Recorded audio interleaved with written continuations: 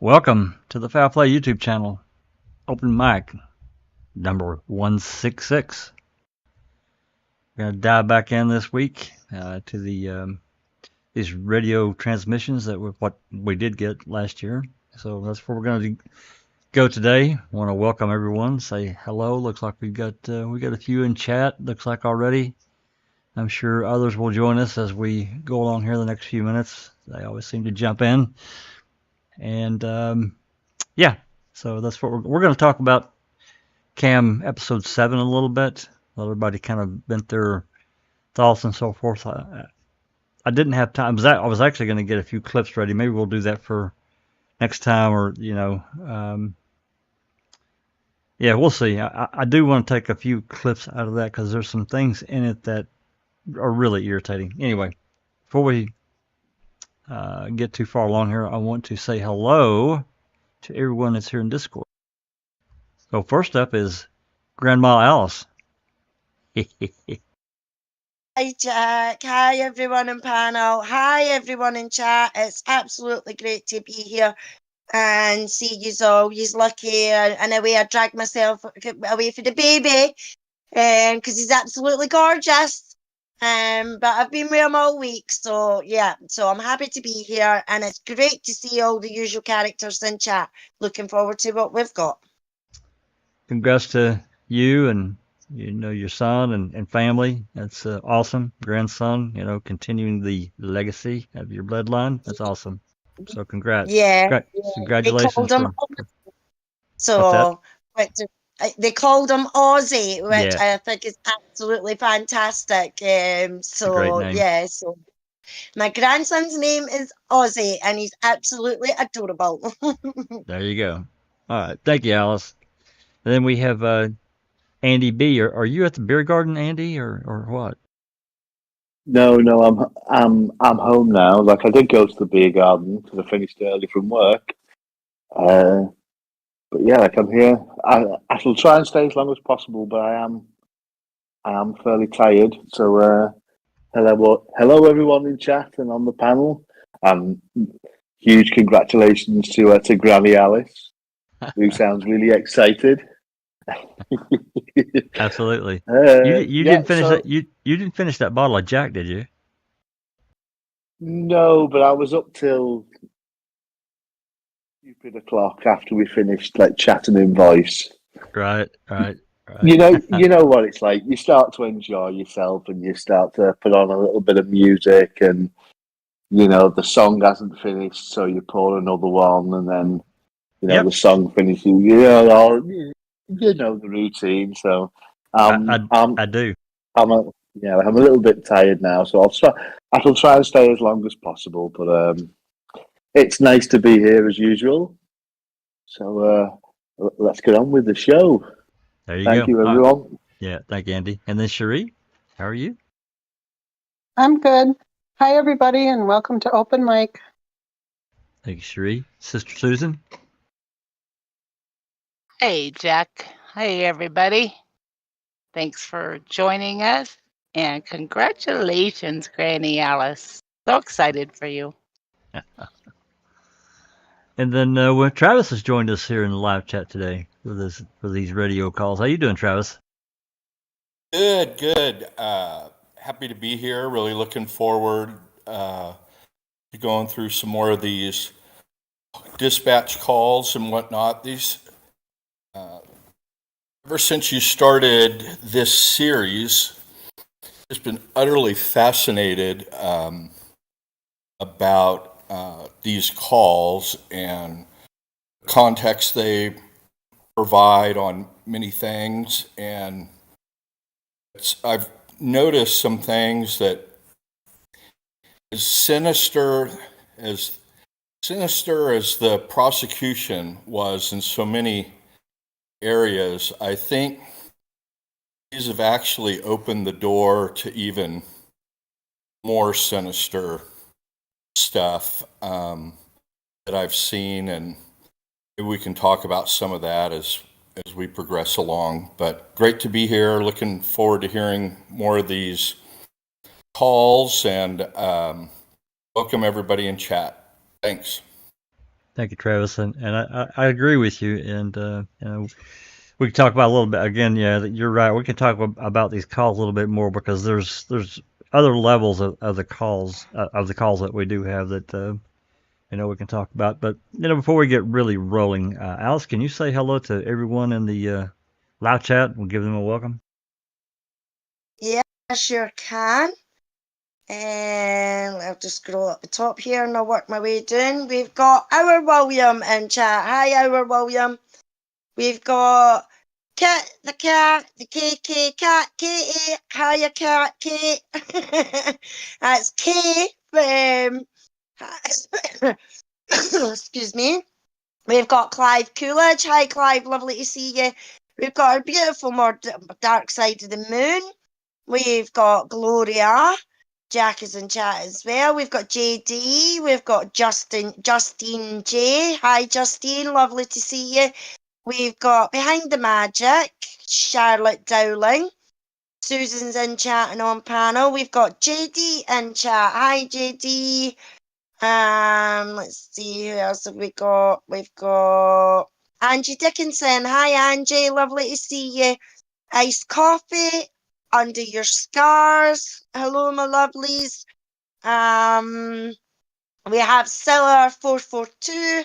Hi, Scylla. Lovely to see you. We've got Colette M is in the house. Hi, Colette. Lovely to see you. Andy B is in chat as well as on panel. We've got Nan's Life. Hi, Nan's Life. Great to see you.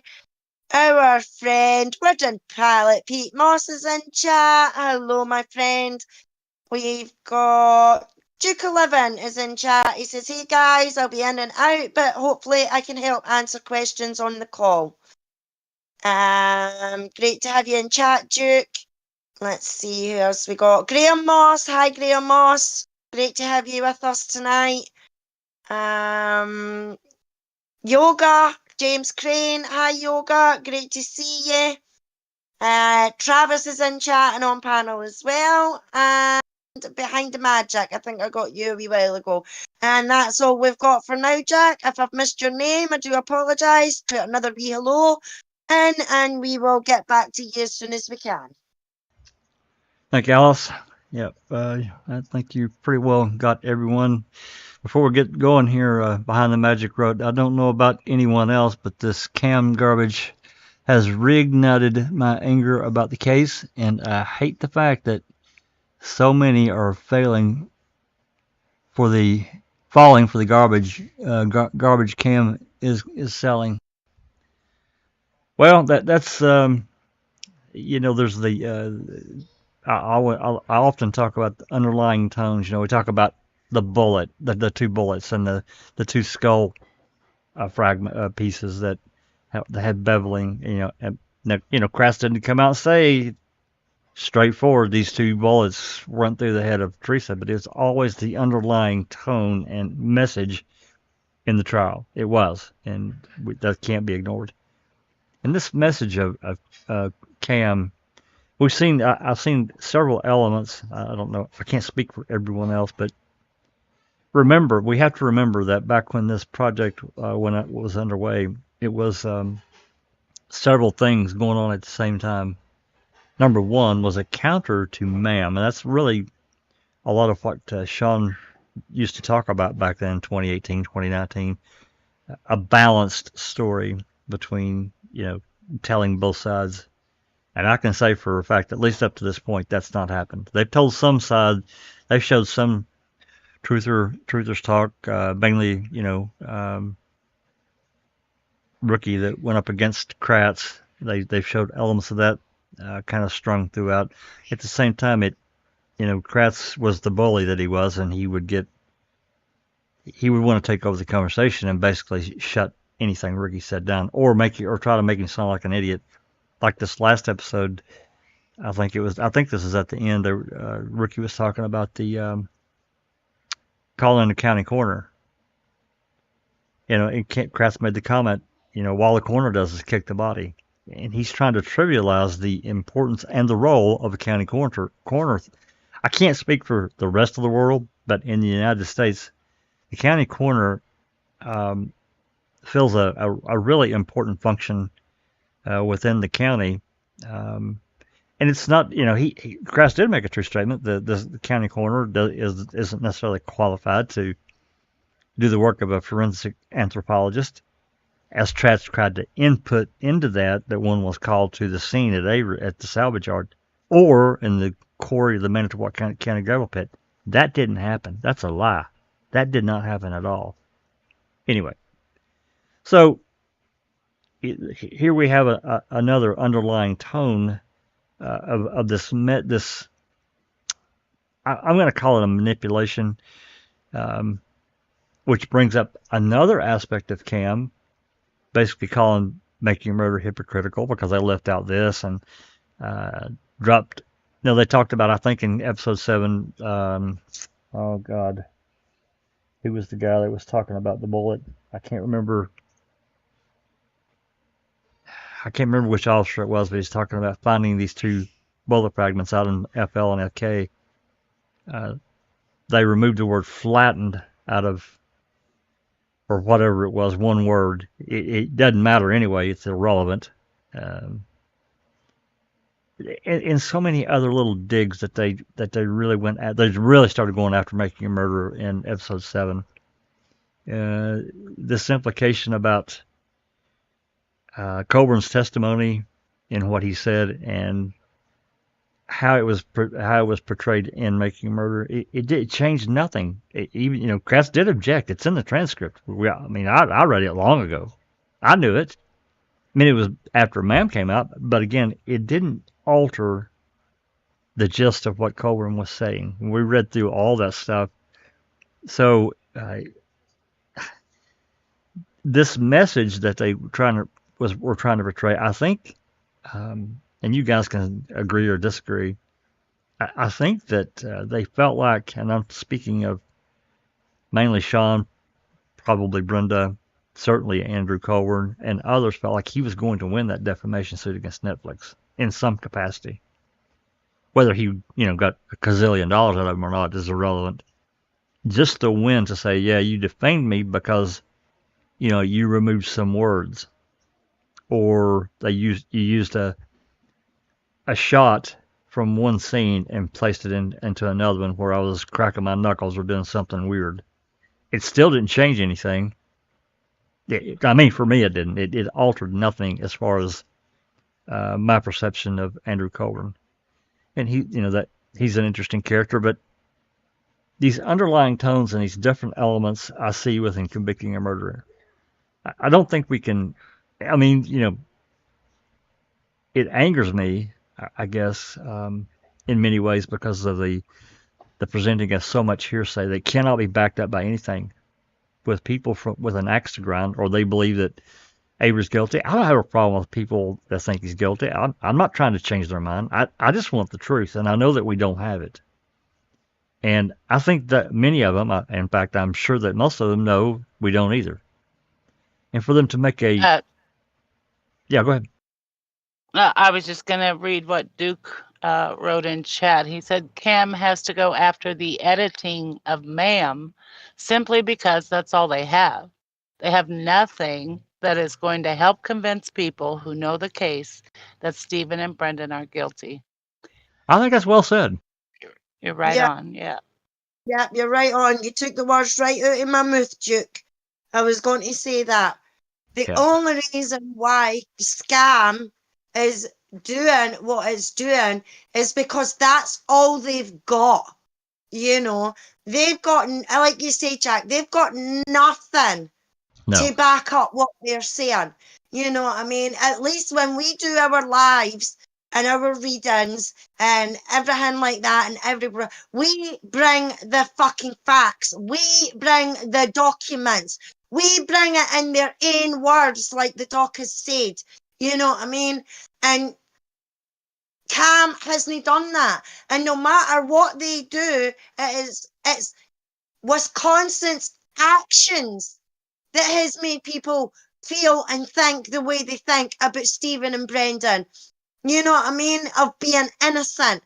It is their actions and their deceptions that has done this. Nothing else, nothing more. So there's nothing Scam can bring out or cause or say or anything like that that's going to change my mind anyway on the fact of Stephen and Brendan's innocence. I mean, it's Well, just no.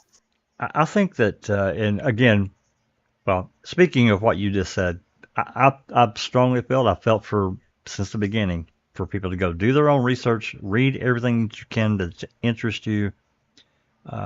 If you have a question about something, not everything can be answered, and that's part of the real problem with these cases, both of them. There's this vacuum of information in key places that we can't seem to get our hands on, and that makes me question the integrity and the actions. And again, I don't hate police officers at all.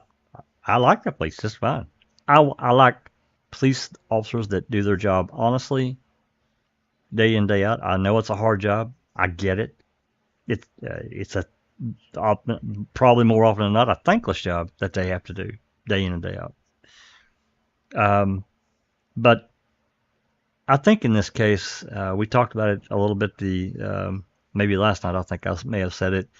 I think that you had Gilt was talking about this vast conspiracy, and I'm telling you, that's not what happened. They didn't need a vast conspiracy to make this work. They did not. This is something that Gilters have been saying for a long time. Oh, you'd have all these hundreds of people that somebody would come forward and talk. No, you don't need that at all. You don't. You need a few. You need a few to help here and there, and they don't even have to know that each other's doing it. And I think that's exactly like we talked about. We were having a little chat on Discord last night. It's like these case lead, case like Riegert and Fassbender, the lead investigators, and others, I'm sure, Shatter, Poggle, they could say, hey, look, and tell these guys, hey, look, we know that Avery did it. We just got to be able to find the evidence to make sure that everything goes through okay. And that's all it has to be said. That's not a direct order to say you need to go plant this. That's not what it is. But it's a wink, wink, nudge, nudge. In my opinion, I could be wrong. I'm going to tell you that. I could be wrong, but that's what it is to me. And you had a few that did. I feel certain the key was planted. I do. That's my belief. However that happened. So, yeah. Absolutely, I definitely believe. I even believe the blood was planted and all, and the RAV, because of how it's spread out. I mean, there's even a bit on the fucking back passenger's side. You know what I mean? What would you be doing going into the back passenger's bit? You know what I mean? It just doesn't make sense, Jack. But another thing that seriously pissed me off about episode 7. And she knew exactly what she was fucking doing when she done it. And that was Brenda Schuler saying to Linda about the fucking bullet. When she knows fine well that Dr. Silkman is the expert on that kind of stuff. You know what I mean? And good on Linda. I mean, Linda went, well, I don't know about the bullet because I don't know anything about that side of the science and everything like that, so I can't answer that. I was like, fucking good on you, Linda. But she knew exactly what she was doing, Doc, because she knew that she would get her fucking arse handed to her if she asked Doc that any questions about FL. Well, we weren't allowed to talk about the 2005 case, and that's another part of how this all came about, the manipulation of. We didn't know. I mean, we knew about Linda had done an interview. I mean, she was allowed to say that. She couldn't really say, tell us any details because of the NDA. We couldn't either. We signed an NDA. We could say that, we've been interviewed, but that was really about the extent of it. I thought it was really to the point of inappropriate to try to get Linda to talk about DNA and try to explain that. Why would you do that? I don't agree with it at all. I think Linda, while she probably has some interest in it, that's not her strength. She didn't study DNA and all that kind of science stuff. That's not her. So why would Brenda ask her questions that you really get into a more of a technical end of the case? And I thought it was intentional, and I didn't appreciate it at all. And so, No. when you have that kind of manipulation, what are you really doing in your documentary? Trying to make the other side look bad because somebody doesn't have knowledge, that kind of knowledge? Well, you're asking the wrong people. Talk to people that have Yeah, knowledge about that, right? exactly. But she knew exactly what she was doing when she asked Linda that question. You know what I mean? And I think it was to try and make Linda look silly, you know. But Linda clicked on it and she was like, well, I can't answer that. She's like, I don't know anything about that side. That's right. Things, you know what I mean? And I was like, good on you, Linda, you know what I mean? But that's exactly what Brenda Sheila was trying to do. She was trying to she thought she was being smart and bring up the bullet to somebody who's not got the experience and the science, the science of it all, you know, and she thought that she could have got one over on Linda by that. Because if Linda kept, I think, maybe trying to answer stuff on the bullet, Brenda would have been coming back with, well, what about this? And what about this? And what about that? You see what I mean? But Linda just shut her down and went, I can't talk to you about that because I don't fucking know. You know what I Yeah, mean? she did the right thing. She told her straight up, I don't, and I think it really kind of backfired, in my opinion, what that whole exchange there, and I just don't think it should have ever. I thought it was inappropriate, but again, that goes back to these other messages, these sub messages, I guess you get from Cam. It's not that. It's not that I don't think that there's some really intelligent people. I think that Cam is well made. It's well produced. You can tell that the music's good. The interchange of how the video plays is good. I just think that how they're doing it is really manipulative. Um, Again, and I'm going to let other people talk here in a minute because I've been running my mouth for a while, and I don't. That's not what I wanted to do. You have this overall. I mean, it's like episode 7. They've kind of changed gears now. They did go after Brendan pretty hard too, but here's the manipulative part, because they really kind of showed Brendan talking more than the investigators, and that's not how it was. These two ladies, and I can certainly dig that paper up. We actually did an open mic on it, the under the hoods thing that these two ladies did, and studied these interrogations of Brendan in detail. These were like, I don't know, speech therapists and maybe a psychologist, and I mean, these are not just like regular people. These are people that are trained and have college degrees and that kind of thing, far above my freaking head. Anyway, they did this whole deciphering of these interviews with Brendan and Wiegert and Fassbender. And of all the time that was of the spoken word in these interviews, I think Wiegert and Fassbender took up like 82% of the interview, and Brendan had like 18%. It was a very low amount in comparison. They did most of the talking. I've got that paper somewhere. I should have dug it out. I didn't think about it. It's ridiculous how much they talked versus how much he talked. They would ask him like 4 or 5 questions without taking a breath. That too. And then expect him to answer. Like, it was so bad. It really was. It really was. What else? Go ahead. There's actually 250 experts in their own sort of fields, for psychology, right the way through to coerced confessions and everything like that. And it's doctors, professors, psychiatrists, the lot. 250 of them, Jack, has all wrote and said that what happened to Brendan is disgusting and it was coerced and everything like that. And not only that, they're now using what happened to Brendan to train other bloody officers and everything like that on what not to do. If his confession in that was not coerced and it was all kosher, the way that they're saying that it was all kosher, then why are these officers in that using this video to train their own fucking officers of what not to do? Please make it make sense. Yeah, that the read technique gone wrong, and this impatience, with Wiegert and Fassbender during the March 1st, I'll call it a coercion session. People, it's like, you listen to Fallon at trial, and it comes across as like, Brendan just had to get this off his chest, and everything happened on March 1st, 2006, and that's complete garbage. At that point, they'd already talked to him. Well, they'd talked to him 3 times on the 27th. There was another interaction too. Anyway,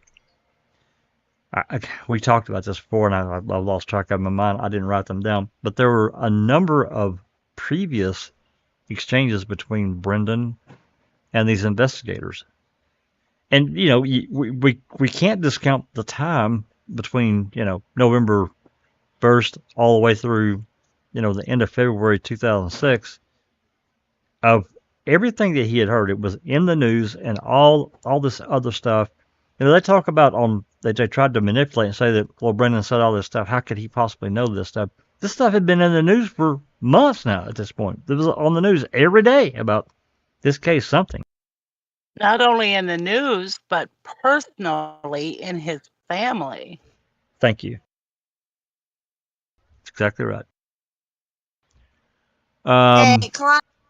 Coolidge in chat has got a question, Jack. He says, why is it not relevant to this case that Stephen was incarcerated again on the fictional garbage that Teresa died on 31/10/2005 when she actually died on 10/11/2005 on death certificate?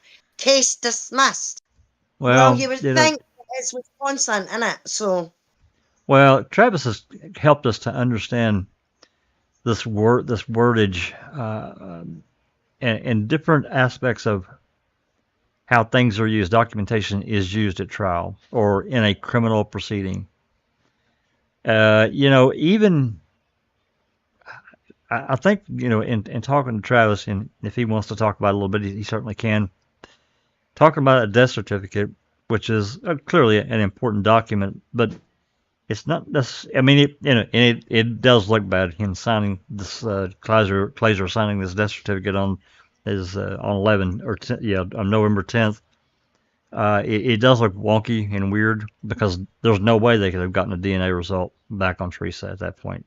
There's just no way. They didn't have the pap smear until 11 days later on the 21st before Fassbender even picked it up, and it's going to take at least a few days to run that DNA from the pap smear to get a comparison for Culhane. So it does look strange, but it wasn't entered into court until, what was it, Travis? Like December 6th, I think it was, or something like that. Anyway, a death certificate in this capacity doesn't have the same sting as maybe something else that they would use, that they really use in a criminal case. Josh, if you want to add to that. So I didn't see the question typed in chat. I heard Alice ask, but it's a question, why was he able to be convicted? Because the state didn't prove the proper date of death? Basically, yeah. Yeah, basically. Well, the short answer is, and Cherie maybe can add to this. So you don't have to prove the date of death that's alleged in the indictment or the information. So you do have to set forth your best guess as to the date of death. And so you'll see language on or about October 31st, 2005, something happened. You have to allege the location where it happened, venue. You have to allege the county. And then it ends all against the peace and dignity of the state of Wisconsin. But it's that on or about language, and so you don't have to prove the precise date. And as It can be far as it can be an approximation, right? And that's yes, what I think you imparted to me and others before. Go ahead. yeah, and then the the death certificate was in the preliminary hearing, but death certificate wasn't even an exhibit or any evidence brought in about the death certificate and the date of death and so on. And so it's although what we're used to seeing, it's a big thing, primarily because a lot of these cases involve a strict timeline. And, this group knows all about that. A lot of what you all do and have been doing, whether it's phone calls or radio traffic, dispatch calls, radio calls, all of these things go to a timeline. And so timelines are critically important. But the technicality of proving that a date of death matches with what's alleged in an indictment or an information is not required. I don't know if Sheree has anything to add to that or not. No, I don't. I haven't had experience with that yet. You're looking forward to it though, right? Well, I get you. Thank you so much, Travis. And that's what I understand. Well, I think that, and I think we all feel that there's something kind of wonky with it. It just doesn't have any real relevance, at least at this point, unless we can, somehow prove that Glazer did something weird here on someone else's order, which I can't say that didn't happen, but I certainly can't say it did either. We can think of it as that way, I guess, but we can't prove it. So, yeah. So one of the things that was really fascinating about these calls we're going to get into, and you may have already covered them last week or a previous episode. I know you've been talking about the calls and the radio traffic, at least 2, maybe 3 prior episodes. But in that stuff, I think it's Andy calls dispatch, or it may even be the other way around, and says, there's a 23-year-old female who was killed this morning. That's not the same person who's missing, is it? Right. And her name's Carmen Boutwell. Is that right? That's correct. And you all are familiar. I'm not going to go back into it, but you're all familiar with the theories and the theories that came out of that, and some were pretty far-fetched, and then some of them were way the hell out there in Pluto, Travis. They were way out there. So, but I mean, people are digging and all the way to parents and in Florida, and finally somebody tracked down Carmen's brother, and I don't know if you guys remember this, but he got that person to talk about transporting her ashes, and they were pretty darn sure that they had their sister, daughter, whatever it was, and had all of her, and had the proper arrangements that they had planned, but and so some of these things become critical for people trying to build upon a theory or a notion, and so, okay, well, this particular person's retired and he's out there and, he might be related to this other person, but, but bringing it back to, what's so interesting about these calls is here's this radio call about Boutwell, and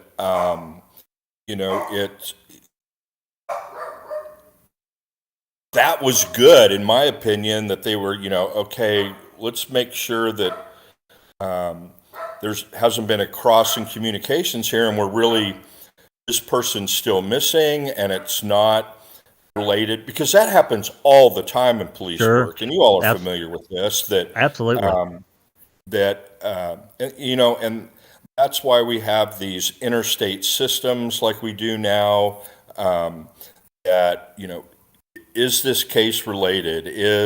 Are these prior murders in Washington State related to these murders in Florida? And then on and on and on. And it's not serial murder cases. It's all kinds of cases where you're looking for something similar, and and it's good and it's healthy to look for alternative suspects, but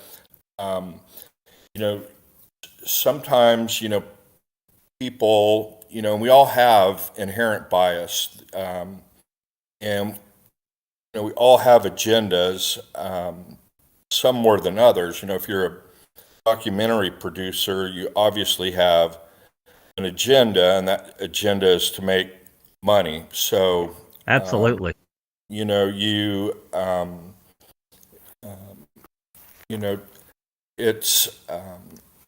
it's just one of those things. But let me ask you a question before I forget. One recent episode, you laid out, Jack, with the help of others, all of the times that Brendan spoke to law enforcement, and yep.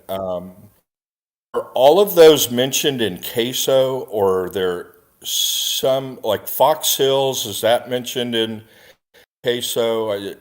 Are they all laid out in there, or did no, you discover other Yeah, they're not all laid out in CASO, Travis. There are several, but there's also DCI reports like we always, and I forgot about it. When we were talking about this the last time, on November 10th, Brendan and other parts of the family were back up in Crivets.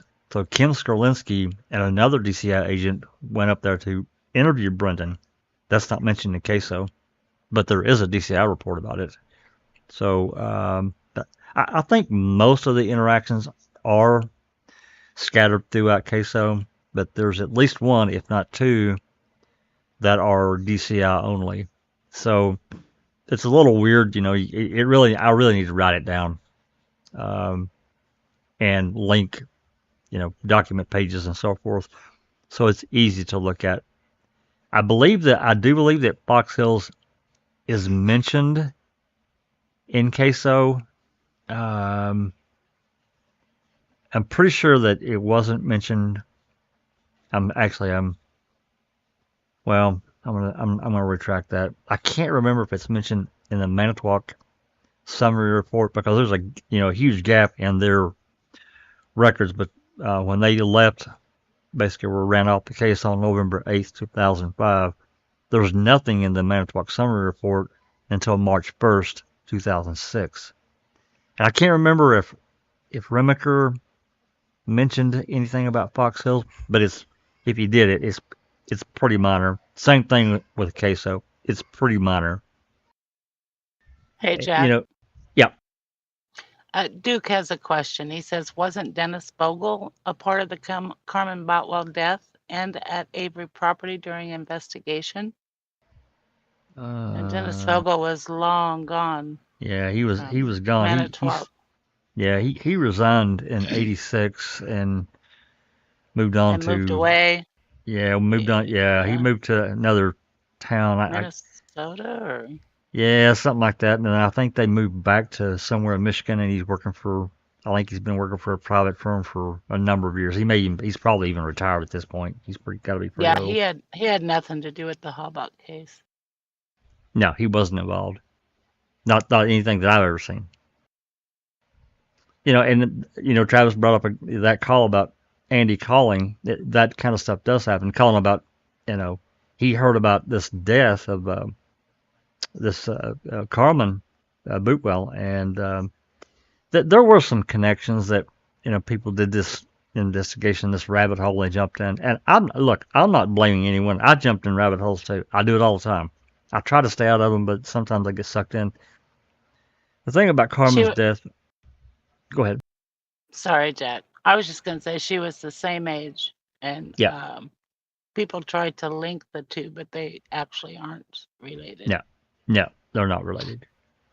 But there was somebody dug up and found it, and I don't want to call this a fact, but I think it was confirmed that the Manitowoc City Police helped with her funeral or cremation or whatever they did arrangements by chipping in money and helping the family because they didn't really have the money to do so. I think they helped. And there was this, kind of a deal made about that. But I thought it was not everybody has if you can have a cremation, it's probably back then, $1,500, couple $1,000 minimum to have that done. And not everybody just has that kind of money laying around to pay a funeral home to do it. They just don't. So other organizations, they step in and help families out. And if it is indeed true, which I think that it probably is, I don't want to say for sure, kudos to them for helping them out. There was also another death, that Corey Yang. There was a lot of stuff made out about that, but as far as I know, there was never any real connection made. So all these other, kind of outside things.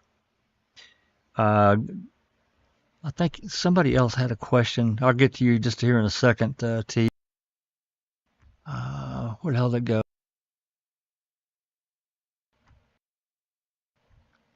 Question 5. This is from Clive. 5 off-duty detectives from Scotland Yard watched Ma'am 1 and 2 over a weekend and concluded that both guys are innocent and the guy and cops effed up. Well, I mean, from my standpoint, I don't overall disagree. But as we look back, and I just remembering the times that we didn't have any real information. I mean, Ma'am 2 added a lot of the forensic stuff that made sense from the testing that got back. Even though it's procedurally barred, it doesn't mean it's not factual or real, because it is. So, with that, I just, for my personal, I guess, well-being in my mind to say innocent or guilt, I needed more. I want to see it all. I wanted the jury to be able to see it all, and I think that's the real tragedy here. And that's another part of, what Ma'am didn't really say it. They kind of, I guess, hinted at it, and Cam certainly hasn't said it, but the jury didn't get to see. Our perceptions of the trials are completely different than what the jury had, even the judge. I'm sure Kratz certainly was far more than note. Beating and string works. There was so much withheld that they didn't look at or didn't get to look at, and there was so much that they had that they really kind of ignored. The dogs, we have a ton of information about the dogs, and we know that there was certainly a lot going on behind the scenes with them. That I think that's a fact that cannot be ignored. That was never really presented to the jury. There are other, I'm not going to get into all that, but there are so many aspects. And if you guys have noticed so far, they haven't really mentioned Cuss Road. Anybody correct me here? Have they mentioned Cuss Road at all? No. Yeah. No, not that I'm aware of, Jack. No. No. But T1's joined us in chat. Hi, T1. Great to see you. He says, Fassbender said in Cam 7 that Brendan Dassey was the first person to mention rape as early as 1106. If it was so significant, why did they wait 5 months to follow up on talking more to Brendan?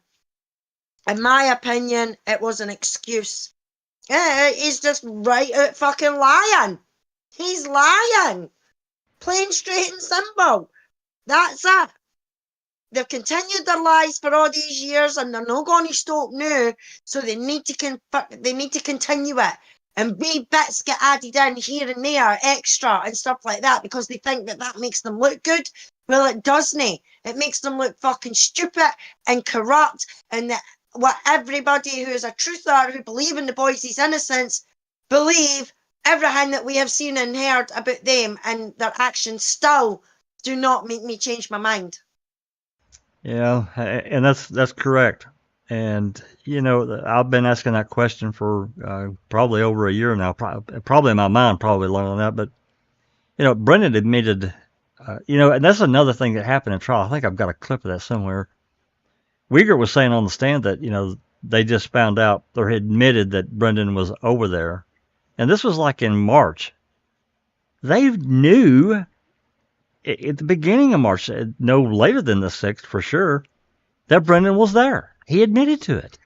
He went over to help his uncle do this, clean up the yard, burn some trash and some, van seed and whatever. They've known that. It's just, and he wants to act like they just found out.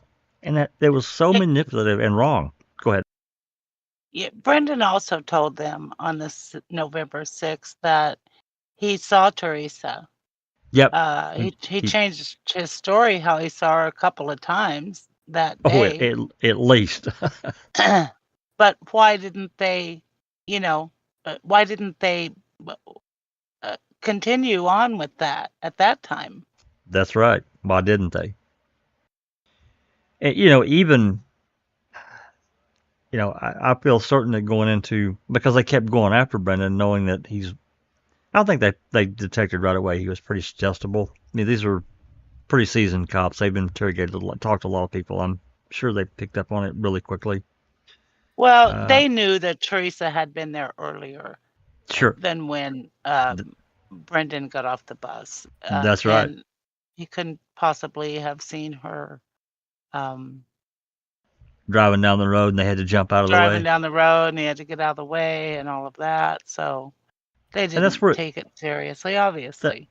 Right, and that should have been corrected immediately or ended right there and said, this guy doesn't know anything. He does, but they couldn't do that. They knew how they manipulated him with the bus driver too. That's right. Because not everybody on that bus said that they saw Teresa. It was just the bus driver. And how Fassbender manipulated him about Stephen going under the hood. That was totally from Fassbender. So many ways. He was manipulated. He was, and they knew. And putting her in the garage. They, he said it was outside the garage. That's right. Yeah. But that's it. There's no way that Brendan or Blaine or any of the kids on that bus seen Teresa's motor, because they get dropped off too far away. You know what I mean? So there is no way that they have seen Teresa getting out her car or at her car or taking photos or anything like that for where they got dropped off. No way in hell.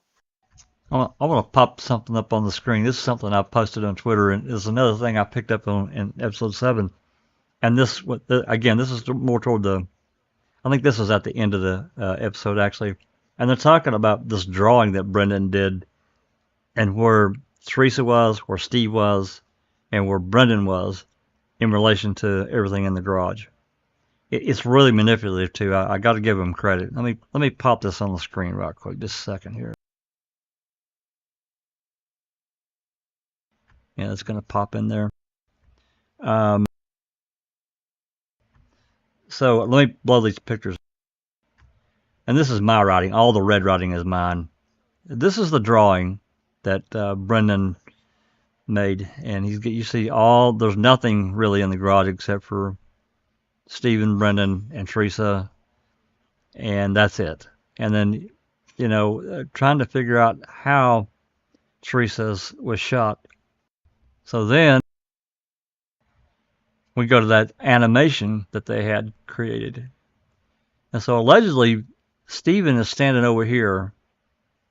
Now, there's a little bit of junk added in, and you guys that have read the pretrial know that there was a huge argument between the defense and the state about how these images were created and what all was added in, and a lot of stuff about what was taken away. Because we're going to see here in a minute how much shit is actually in that garage. Yeah, This that's not even close. No, it doesn't work at all. And you can see where Teresa allegedly was. Stephen's standing here in this shot. He allegedly shot the rifle, and went over here, and the bullet Item FL landed over here. Not Went sure right where. to her head. Went Yeah. right to her head. Yeah. So where's the blood? Number one, there would have been blood everywhere, and we all know it. There would have been blood on that freaking John Deere. You're fixed to see the photo. There probably would have been blood on that John Deere back left wheel at least, and maybe some I don't know what they call it, spatter or whatever, high velocity spatter, and in other areas too. So then we come to the actual photo of the garage. Now, exactly where was Stephen standing over here? Did he like lay down on the shelf on all this shit, make this something, on the floor? There's crap everywhere here. There's no way he could have made that shot, according to that animation. There's no way. But to be fair, Jack, Yep. This photo was taken in March, right? I'm going to say it was. Yes. Yeah, because of the chalk lines and stuff. I'm So gonna we say don't know if stuff has been moved in that garage since, 4 months. If stuff has been added, or we don't know. that's true. We don't know that. We don't know what Earl and Chuck may have done inside that garage to move shit around. But at the same time, I mean, this shelving, it could have been added in. I don't think it was, but I'd have to go back and look at the prior photos from. Maybe that's a good idea. I could compare, because there are photos from November, the week in November that they were there. There are other photos. That's a great idea. Yeah. And in any event, even if this stuff wasn't here and Stephen was standing here and made this shot into Teresa's head, wouldn't there be blood potentially? And they didn't pick up, that was another manipulative thing they did, talking to Earl on the stand about this luminol glowing, but they didn't have anything on the, what do they call it, the phenolphthalein test, the presumptive test. No blood. And, they kind of... That's right, Jack, because you've got to remember, being brutally murdered and throat slit and stabbed and then shot, you don't bleed, there's no, spray like you see in the CSI programs and that we watch and everything like that, it just doesn't happen that way. Oh my God, man, see when these fucking fools were saying that on the telly, that she wouldn't have bled, there wouldn't be spatter, there wouldn't be... It's like, are you having a laugh, mate? Come on. Well, there's another problem here too, and I can't remember exactly where these bones are, these skull fragments that they brought out, but I think the angle would be wrong. Number one, if I'm remembering right, and Susan, maybe you can help me remember here, those fragments, it showed beveling on the inside. So if Teresa was shot like this, the way that Fassbender tried to present, let me back up here. If she was shot here, there would be an entry wound, right? And then there would be an exit, but the beveling for this one over here would be wrong because it would go out. And I thought the beveling for both of those skull fragments was going in. Am I remembering that correctly? I don't know, Jack, but this is the most ridiculous suggestion I've ever seen. Bad. Oh, Jesus. Like Brendan had the exact of where everybody was, and it's just so bad. Plus, where they show the bullet ends up is not where the bullet was. They have it That's all the right. way to the left of the compressor.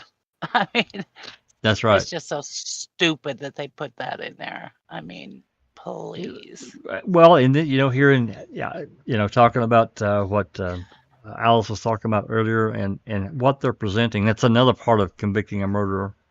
Hey, and hats off to them. They do whatever they want. You know what? They took the effort and the time to do it, and they believe in it. Hey, I salute them for it. But at the same time, it's not really the truth, and it's certainly not the full truth. This is a theory that they're taking from Brendan that has changed his story numerous times, because he's so suggestible, and that's what I believe. I saw it unfold. We all have. Anyone that's studied what Brendan actually said to the questions and the calling him a liar and all this other stuff. Now we believe you. Now, yeah, good boy. Pat him on the And Scooby, I've seen her say this before, that those fragments in that skull piece that are supposed to be lead, that was not proven. That there's other ways, there's other stuff that could be. It's not proven to be gunshot residue.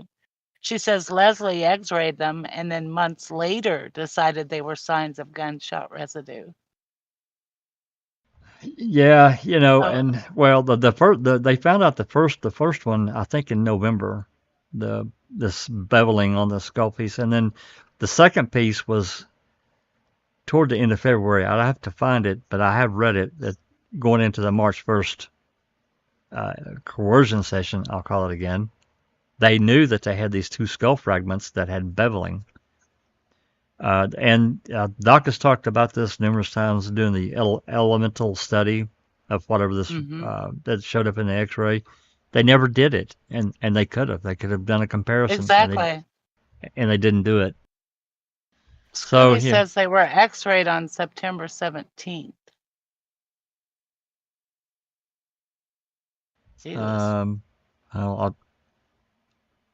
Okay, I don't remember the date. I'll accept that as the truth. Scoobs, you've probably done more studying on that than I have. But at the same time, they still could have done an elemental study between if that was truly lead and compared it to the bullets that they found in the trailer and seen if they were. They'd rather just insinuate, is what they did. Well, that's what I think too. So again, this convicting a murderer going, and they're only telling certain aspects. And, going back to episode 1 through what we've seen so far, we're not the target audience. We're not. This is a target audience for people that believe that they got screwed by Ma'am making a murderer. I'm like everyone else here. I wish whatever was shown or happened at trial, it was completely shown, and they didn't mess with it at all. I would prefer it to have been that way. That's just me. Jack, if I can. Yeah. I think the target audience is this and predecessors that we're all aware of is that the target audience, I agree, feels one or both of them didn't get a fair trial. But I think the other key aspect is it's folks that weren't satisfied with just seeing Ma'am and Ma'am 2. Generally, the vast majority are people that wanted to know more. Some wanted to see everything they possibly could. Some, that wasn't even enough. They were going to go out and get radio calls and phone calls and, everything they possibly could that may not have been originally available to the defense. But I think your target audience are folks that, they want to see the data, they want to see the research, they want to see the backup, they want to see the documents, they want to see the transcripts. They don't want excerpts they want to be able to see the whole thing. And it may be different things that they're interested in, like Scooby interested in the science part of it, for example, or others being interested in other aspects of it. But I think that's one of the fundamental differences. I just wanted to point that out. But I had a question. So, did they discuss in SCAM elemental analysis? Did they bring that up? No, not at all. Well, so the kind of the problem with that is, from the legal side, is Zellner's clearly aware of that. She's got one of the country's foremost experts on trace evidence, and went into detail in combination with the ballistics expert, who's also has a world-renowned reputation, and they could have gone into that, and none of that's addressed by what Zellner did. And I would think that if there were problems with that, she would have been all over that if she could have, just like she was with FL, based on forensics, does not appear to have been fired through a skull. Sorry about that. That's all I had to say anyway. Yeah, that's okay, Travis. He wants to talk to, or she. Yeah, it's too late now. I mean, I guess if there's a new trial, something could be done. But I think it's an excellent point to bring up and discuss of what wasn't done. And I don't really have a real issue of Cam showing factual evidence that was not necessarily shown in Making a Murderer. And a lot of it, I understand why Ma'am didn't show it from a time point constraint. I'm not going to get into the lawsuit, but except to say this: the lawsuit with Colburn that he filed against Netflix, that this was also part of Convicting a Murderer, whether it's directly said or indirectly said, but it was. That's a fact, because why else would Cam producers approach Colburn and get him to sign an exclusivity deal? That's the truth, and that was signed. Help me, Susan. April of 2018, right before he was given permission to sign this, right before he retired. They're not supposed to do it, but he was on his way out anyway. So, this was really early on, or pretty early on in the project. And then they really started working on. It's absolutely clear that the producers of SCAM were extremely interested in making sure that there was a lawsuit filed by Colburn against Netflix and the producers. Yeah. I mean, they were doing everything they possibly could to get that to happen, because when it was originally supposed to air, but apparently never could because of funding, and couldn't get any type of distribution, and then it's on this distribution platform that it has, but this thing wasn't selling, and having the lawsuit, and as everybody will recall, he filed it the day before the statute of limitations ran. And, that's right. And then all of that stuff that was produced in the civil case, I mean, what? Oh God, just bizarre. And what the waiver of attorney-client privilege by communications, and Did they ever produce that stuff that's under seal that the judge said ever unseal it? No, there's actually an order by Ludwig, Judge Ludwig. I think it's it's 350 something. Now we've got it. Sheree got it for us. That that stuff would remain sealed until Cam aired. So right, and then there's a letter that a lady from Minnesota wrote, and I won't say her name, but right.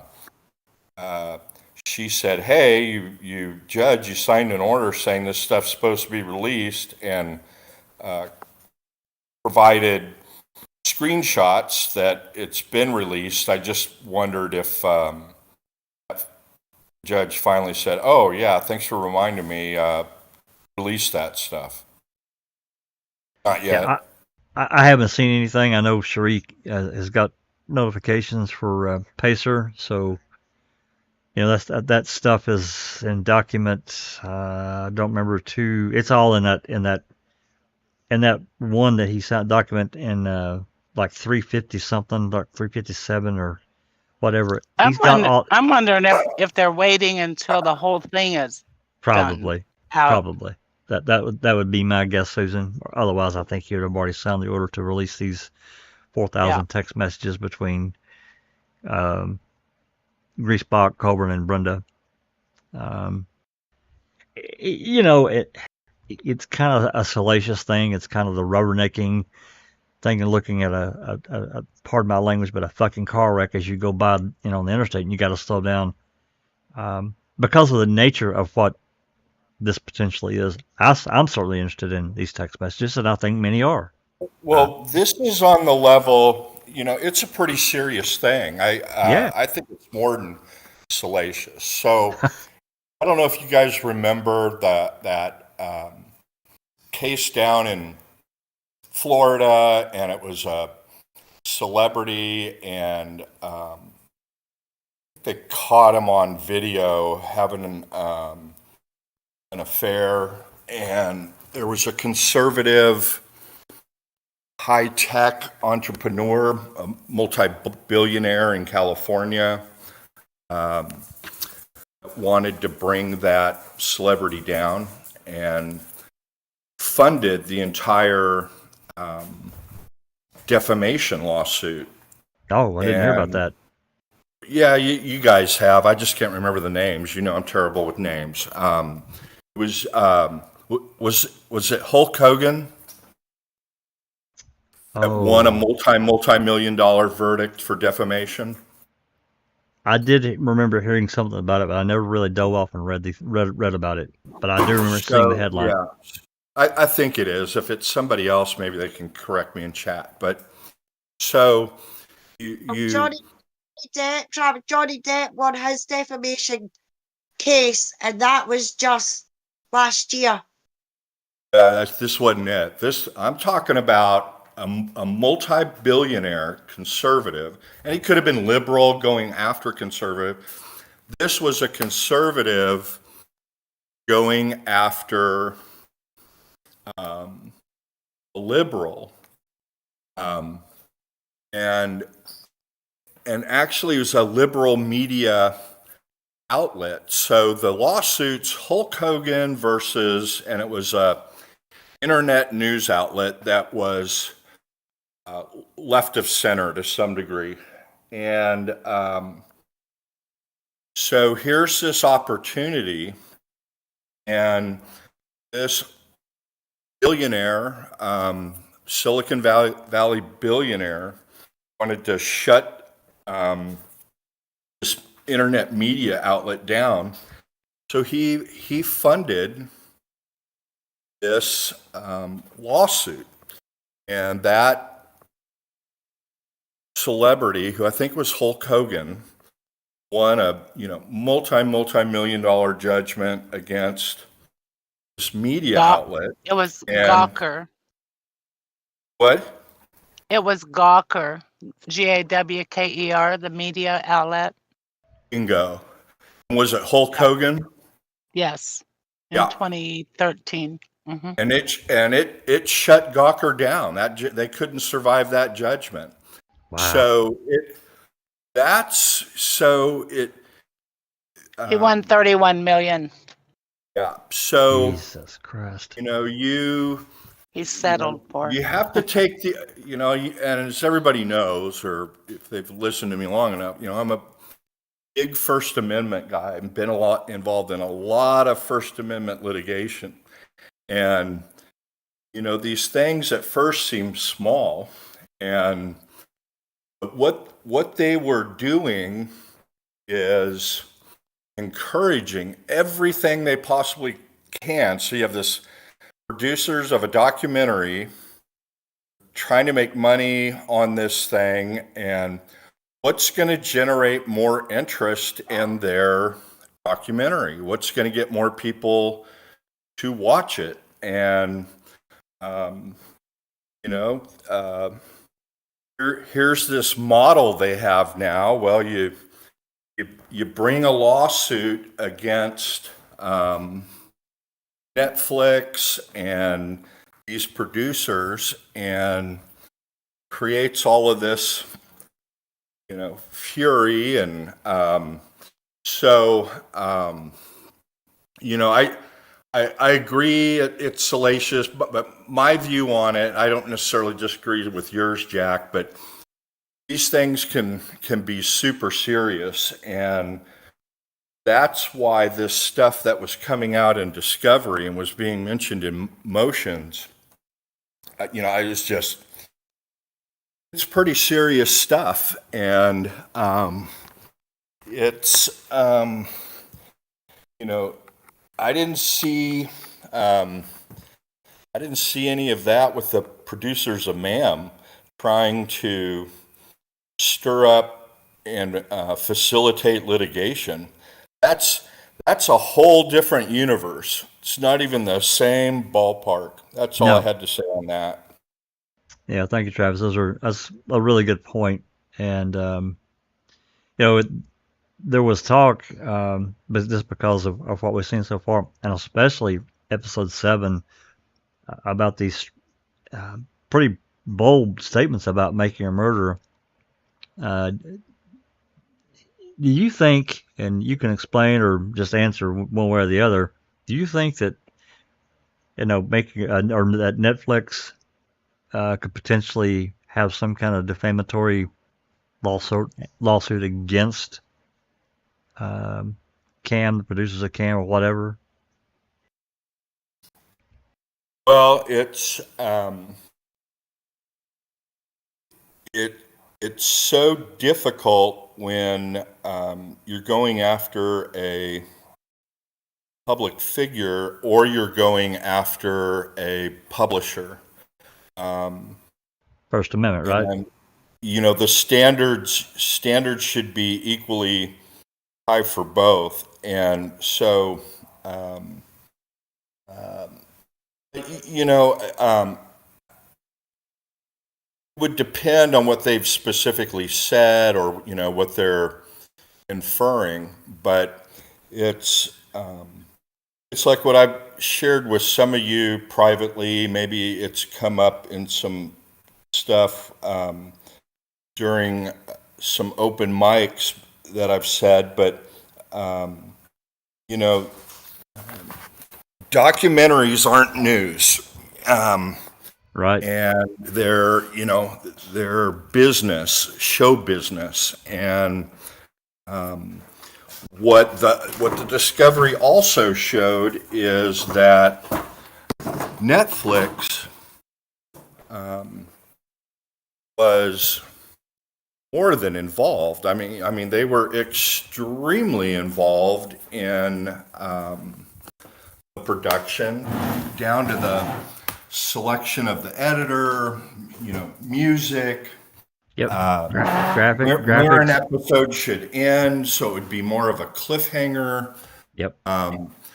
Because again, it's show business, and they're there to make money. There's a lot of money at stake. So, it turns out that some people, that use the word manipulation, it's the wrong word. it's to entertain. And, you know, if people aren't going into a documentary to be entertained, and that entertainment can be to strike a reaction, to be controversial, you know, all of those different things, to trigger all of those emotions. Typically, you know, fear and anger are, you know, the two strongest motivating forces there are. You know, so it's, you know, it would have to be based on specifics, but, you know, backhanded swipes probably aren't going to cut it. You know, laying out specifics on what they did or didn't do, you know, they can be mistaken. You know, the standard is you got to show knowing falsity or reckless disregard for the truth. So, you know, it's pretty hard, and it has to be, you know, somewhat believable. And, you know, they were thrown out of court. It'd be hard for anybody to think that Netflix did anything that was significantly bad when their, you know, case was dismissed. Should have been dismissed right from the motion to dismiss stage, which was within a few months. But they went through the exercise of doing all the discovery, and they ended up where they should have anyway. But you know, again, it really doesn't matter for your group. You know, they go to your website, look up the Avery trial. There's, you know, the full transcript, and they can read. You can read for themselves exactly what was asked of Andy Colburn about the license plate on direct examination and cross-examination. Yep. Which brings up an interesting point. Through what you've done, Jack, and the rest of your team and others, you know, gotten these calls. I think that phone call, the mobile phone call to dispatch running the plate, is now in context with a radio call, and which you guys played a week or two ago. And what's baffling to me is that pretty much explains it, and that would have shown how even more egregious this was, but I don't recall that ever coming up in the civil case. I don't think his civil lawyers know about the radio call. And then it also casts serious doubts on the ethics of the prosecutors. Again, presumably they would have heard it. And then when this scene came up that we're all familiar with, you know, were you reading the plate? So one, Andy, you know, either not very bright, and when he's under pressure, he can't put two and two together, and, you know, his brain just locks up, and he, you know, he's unable to say, oh, well, yeah, I remember I was calling in this in relation to this. I was just verifying that the information we had on the ATL was accurate, that the plate comes back to this person, or that, you know, comes back to a family member. You know, I was just double checking that. Can't even think of that on the stand. Well, there's a thing, and this is very important to remember. So after your client or your witness gets cross-examined, and the other side's been effective, you get to come back. It's called redirect. And you, and Cherie will agree with this, you're taught either in law school if you take a trial class, or with your jobs, you know, attorneys are teaching you rehabilitate the witness. And so one of the things that you're taught from the very beginning to rehabilitate a witness is if they've given a prior consistent statement. And so you would play the tape. You'd play that audio and so, well, do you remember, you said you can't think of a reason why you would do that. Do you remember that you made a radio call? And, well, maybe. Well, if I played it for you, would it refresh?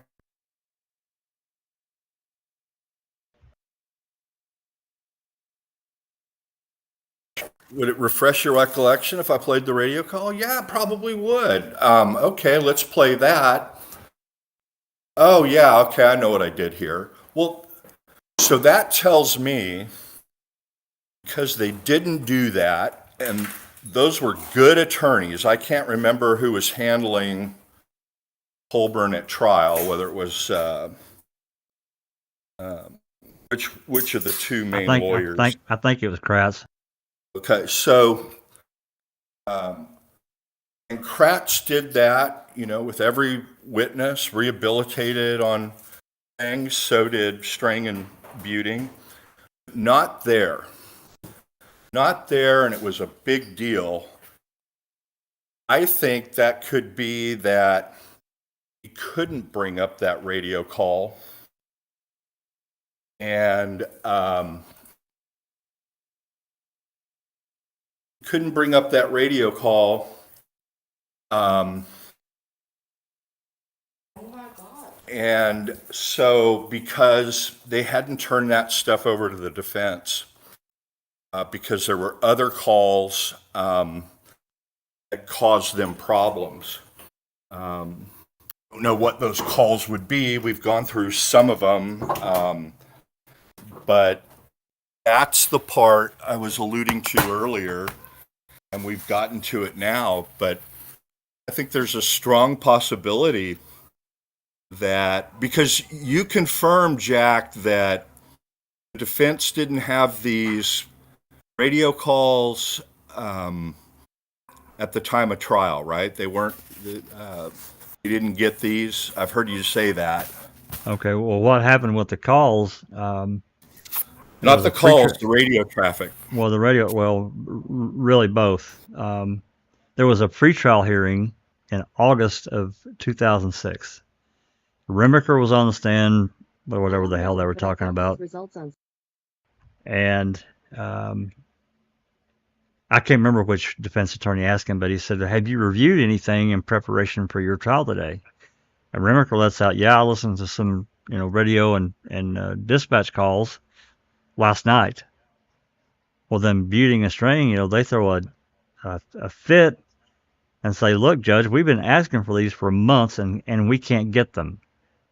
So then they kind of finish up a little bit of the cross-examination with Remaker.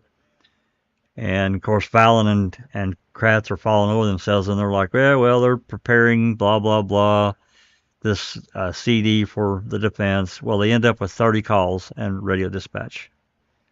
That's what they end up with, 30. And that CD was all they had. Now, I'm not going to say a date because I'm going to have to look it up. But as I recall, the Manitowoc dispatch and radio stuff, transmissions, was not entered into the ledgers until after trial. And I'm pretty sure the same thing for KMAT. But again, I don't want to say that as factual. I'm going to have to look it up. I just know they didn't have all of them until it was too late. I'm sure of that. So, yeah, when they were actually at trial during this cross-examination, all they had was those 30 undated, untimestamped calls. The metadata was stripped off, so they didn't know exactly when. You'd have to look that up through, which we did.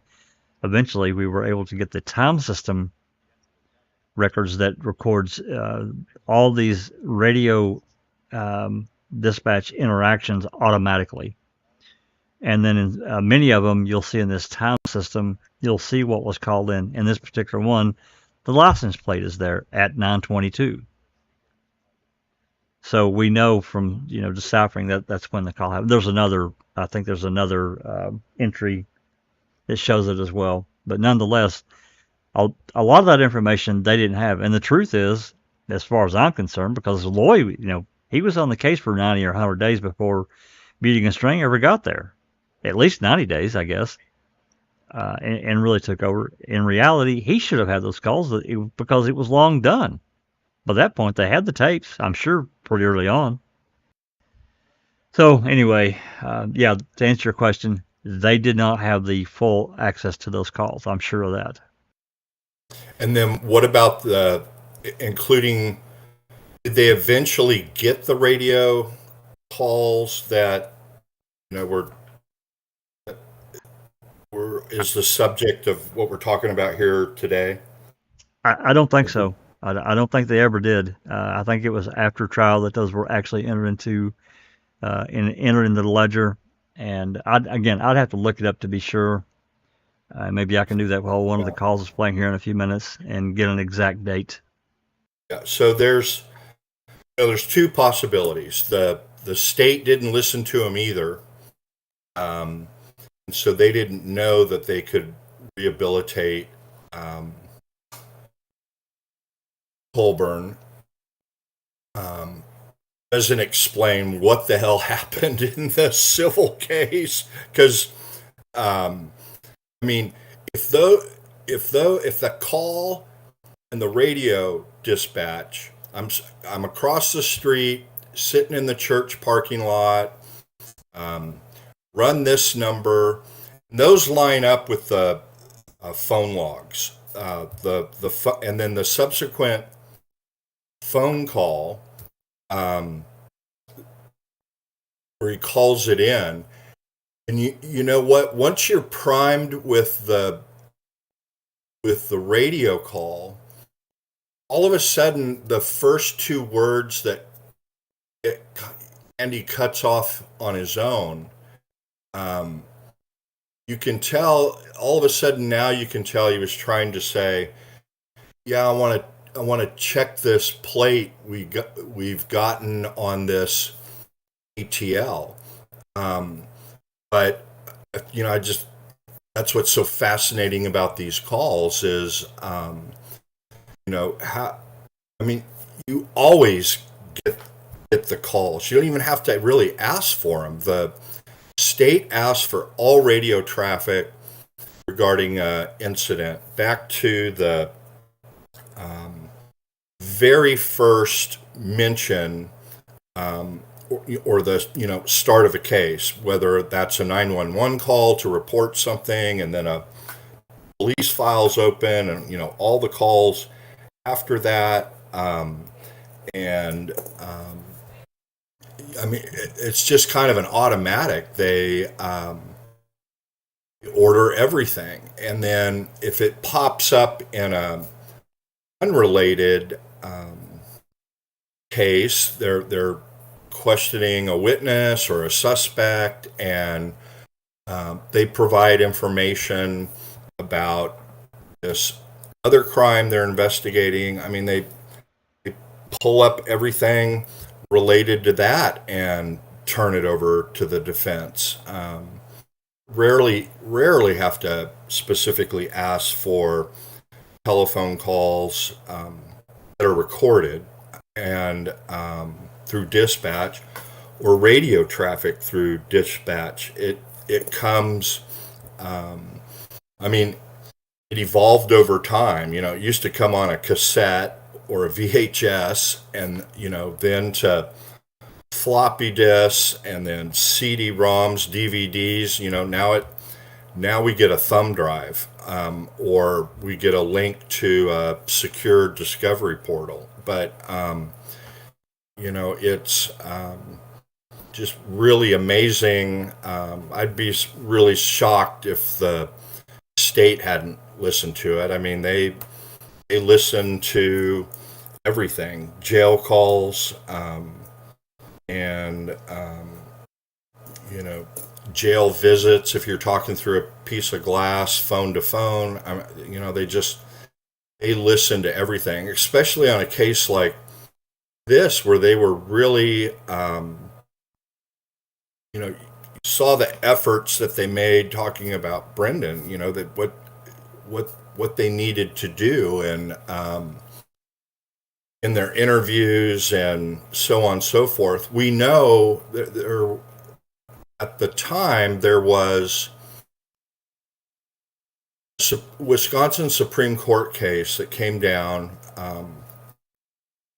prior to this incident that said, look, the legislature really needs to address this, but we're tired of dealing with it. So we're going to impose a judicial law, so to speak. We're going to say that to be compliant with the Constitution, you need to record every interview.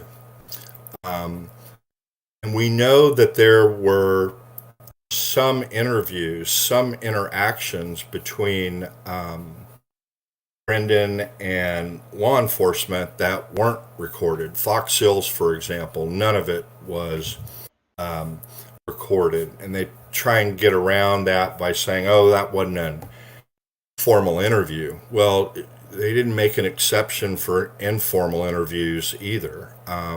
Right. And the talk in the car up in Crivets, that was audio recorded because they knew what the requirement was. So, you got this agency that's willing to take shortcuts, skip steps, do different things, to wait until, they got their best shot at getting the info they want. I think they had all of the calls, and I think that they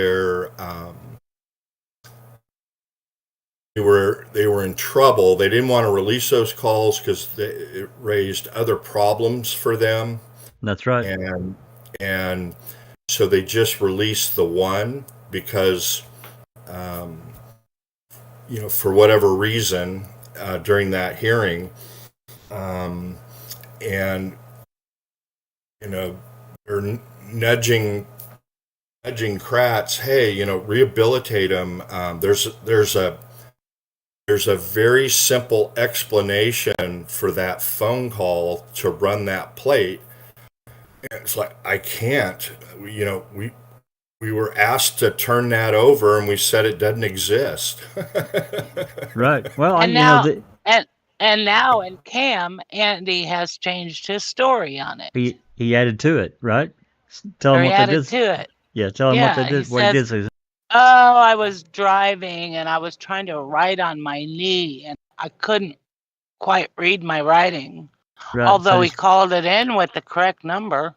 Yeah, he said he was talking to Wiegert on the phone, and while he was driving and trying to write in a notepad, and he couldn't read his writing, but he got the plate number correct. Yeah. That was added in episode 6, I think, wasn't it? Yeah, I think it was. Yeah, I think so. Yeah, to answer your question, I'll pull up. This is a spreadsheet created by the master, yours, for the radio traffic, and this is the ledgers he's transferred to a spreadsheet. It's in ledger number 7/125. All the ledgers are numbered at the bottom on the back page. They have a ledger number. It was entered in 2007, so that gives you a hint right there. Let's see if we can find a date. So this is 9/77. Let's scroll over.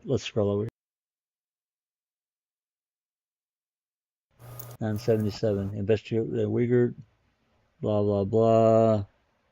It was in date first at the chain of custody, and you can see 9/97. I'll scroll over on May 15th, 2007, when it was entered into the ledger. That was after trial was done. Both of them, they were finished. So no, they weren't. They were not handed over to the defense. And to me, that's maybe there's nothing as relevance, but to me that shows a real problem for me.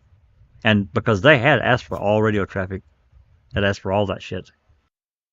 I know there was a fax somewhere that Buting has sent I think it was July of 2006 was the last one.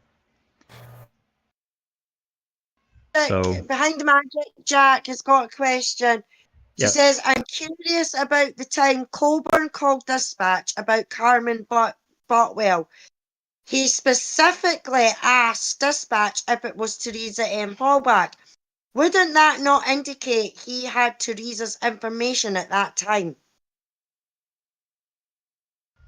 Depending on when that call was made, absolutely. And I don't remember the date, but I think it was kind of relatively early, but I don't think it was real. I don't know. Maybe we can look that up. I don't remember the date behind the magic, but we can certainly find out.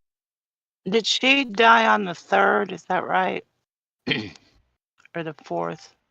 Somewhere around there. The I think it 3rd. was. I think Behind it was the the Magic 3rd. says the 3rd. Yeah. So it would have had to have been the 3rd that he called about it. He heard about it, I'm sure, on the radio or whatever. It probably went out. Yeah, that's a good question. That what went out on the radio on the 3rd or 4th? About Carmen Boutwell stats. It's in the beginning of. So you'll have a radio traffic starting on the 3rd, and you have telephone traffic starting on the 3rd. I think it's in the telephone. It's within the first 3 minutes of the first DVD. Andy gets on and says, and it's clear he's, looking through his stuff for the day and sees that there's report of a dead 23-year-old female. Then he says in the call, this female's 23 and Teresa Hallbach's listed as 23 is in the ATL. Are we sure that, this isn't the same female? Can you look up the name? Can you look up the name? And then the dispatcher spends a little bit of time and comes back and says, nope, it's, he goes, okay, I just wanted to make sure we weren't chasing our tail. He didn't say that, I'm paraphrasing, but, this new walking back, this new cover story, that's even more concerning to me. Yeah. I mean, what? I was driving, and he still hasn't been played his own radio call, and it's just amazing that his personality, or he's wired, or he's so intimidated, or he's been asked to do other things. He doesn't want to open up cans of worms that, you all know how you are, and you all have worked with meticulous, detailed people. When you ask them a question and they can't remember, they don't know the answer to it, they don't come up with, well, boy, I can't think of a reason why I would be calling it. It'd be like, as part of my job, I keep good notes, and sometimes those notes are in the form of radio calls. That's how we take notes sometimes. We let dispatch know what we're doing. I'm sure if we check the radio traffic around that time, and especially a sergeant, we might know the answer. But it's, you can go and read the trial transcript, and his explanation at the time of trial, despite whatever allegations there were about editing and so on and so forth, he doesn't give a plausible if you read the media accounts, of what happened, the local newspapers, the local TV, they weren't satisfied with his answer. And, you know, then he files a civil suit and, you know, apparently isn't shown it. And now he's just decided to go from, you know, I don't know, I can't remember, to I remember now I was driving and Exactly. Writing on my you, knee. yeah, Yeah. you know, Says, you know, and you can't always pull over when you're driving. So I was writing on my knee. you were sitting in the church parking lot waiting for other people to show up. You were checking on the criminal history of Zipperer because you had a reputation and you wanted to know what you were dealing with. You were aware that he was wanting, he was advised that, you know, got a missing person. She hasn't been seen in 2 or 3 days, but or longer, and you want her arrested. You know, well, we can't arrest her. She's missing. Her family's worried about her. We're trying to find her, and we're trying to piece this together. Well, I want her arrested for trespassing. And comments about, you know, sounds like he was intoxicated, or, you know, all that stuff y'all are familiar with. And, you know, he, no recollection, which, you know, I can just see some people with that, but, you know, now it's to the point, okay, well, I can't figure it out. It looks so bad. And here's my chance. Here's my chance to set the record straight. And I'm going to come up with something that we know didn't happen. Because if he drove somewhere, he drove across the street from, and I pulled it up after Jack confirmed for me there was a church across the street. It was a perfectly logical place for him to be. He's waiting for these other officers to arrive to That's interview Zipperer. He calls in a plate on the on that property. I mean, he's doing what a good cop would do. And it's what's so baffling to me is that he had such serious doubts of his ability, and I think that may have come from just how stupid and bad he looked in his civil deposition from the '05 case, and trying to explain that memo. He had earlier in the cross-examination been questioned about not doing a memo until umpteen years later, and then it, you know, went into a safe, and he's just like, oh my gosh, you know, this looks bad what they had me do. And you know, the least amount I say, somebody mentioned somewhere, I can't remember where, but it was a typed in comment in chat or something, or maybe in Discord, that perhaps it's, you know, Pratt's, you know, in his prep of him, or, you know, Fallon, and, you know, they're telling, okay, we'll avoid this and avoid that, you know, they just had him so thoroughly confused, he didn't know whether to hoop or go blind, you know? I mean, he's just chasing his tail, but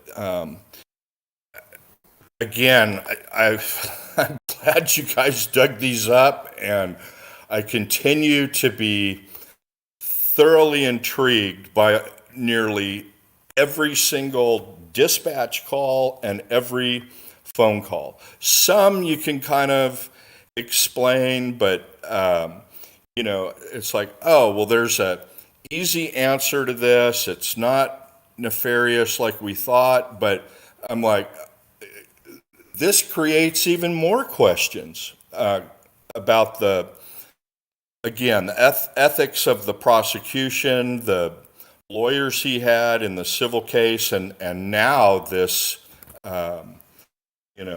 backstory number 3.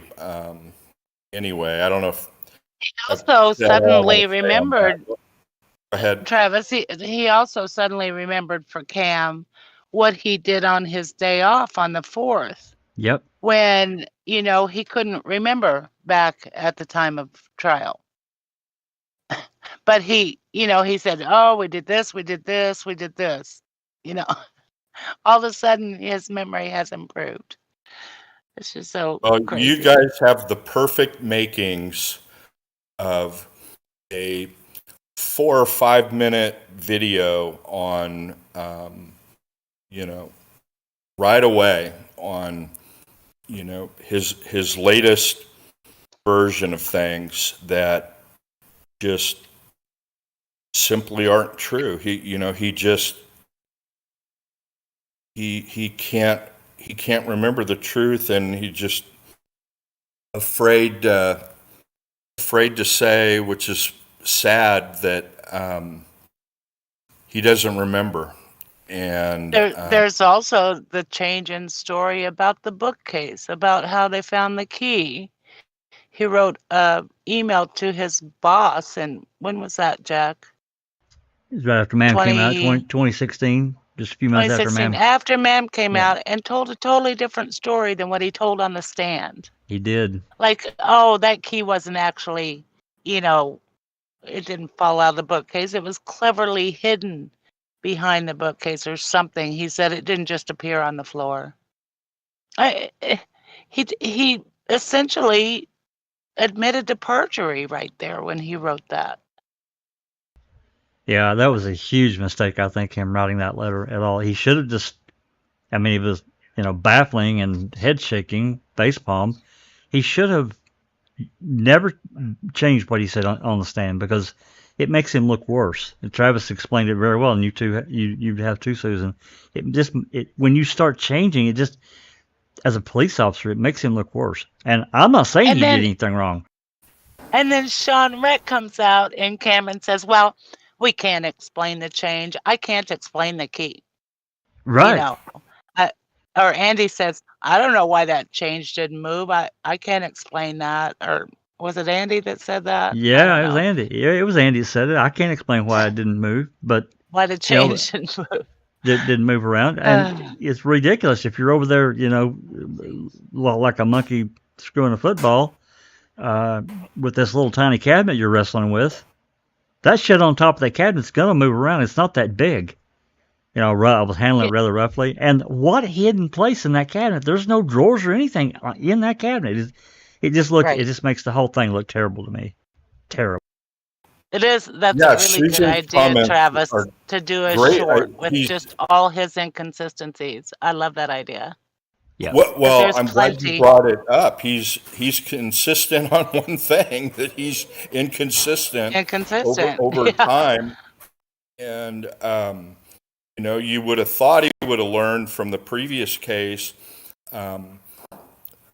Look, don't guess. Don't try and help other people out. I thought it was strange that they asked me to do a memo years after the fact, but I was ordered to do it, and I'm a sergeant or whatever he was at the time, and so I did the best I possibly could. I was surprised that they, if they wanted a memo about it, they would have asked me about it at the time.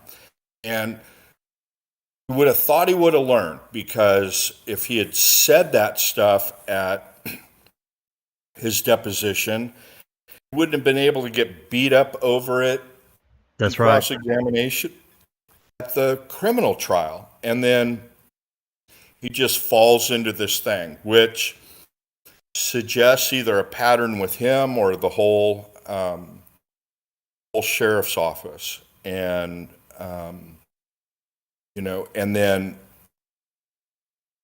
having been around law enforcement organizations of all types for over 40 years, you don't get a culture in a law enforcement organization that isn't almost always isn't condoned by some supervisor somewhere, and maybe a lower line supervisor, but it just doesn't happen. They learn it from somebody usually, and and then that gets passed on, and it just keeps going. But yeah, I'm glad you brought that up about the other inconsistent stuff, because maybe that's just his pattern. Most of us, you had this highly unusual situation of this phone call with the jail, and then near the cabinet. But now we know why in the search warrant affidavit that ultimately got signed, not the drafts, but the actual affidavit, that they put the baby center in as the one who discovered the key. Remember that? They didn't put Link or Colburn. Yeah. They put the They put put the Kaczynski. babysitter, and they had a hearing about it. Yep. Yep. By the Hey, way, Duke Travis. says let's get to some of the calls. Yeah, we're going to. I'm going to wrap this up here right quick. I just wanted to finish up with this.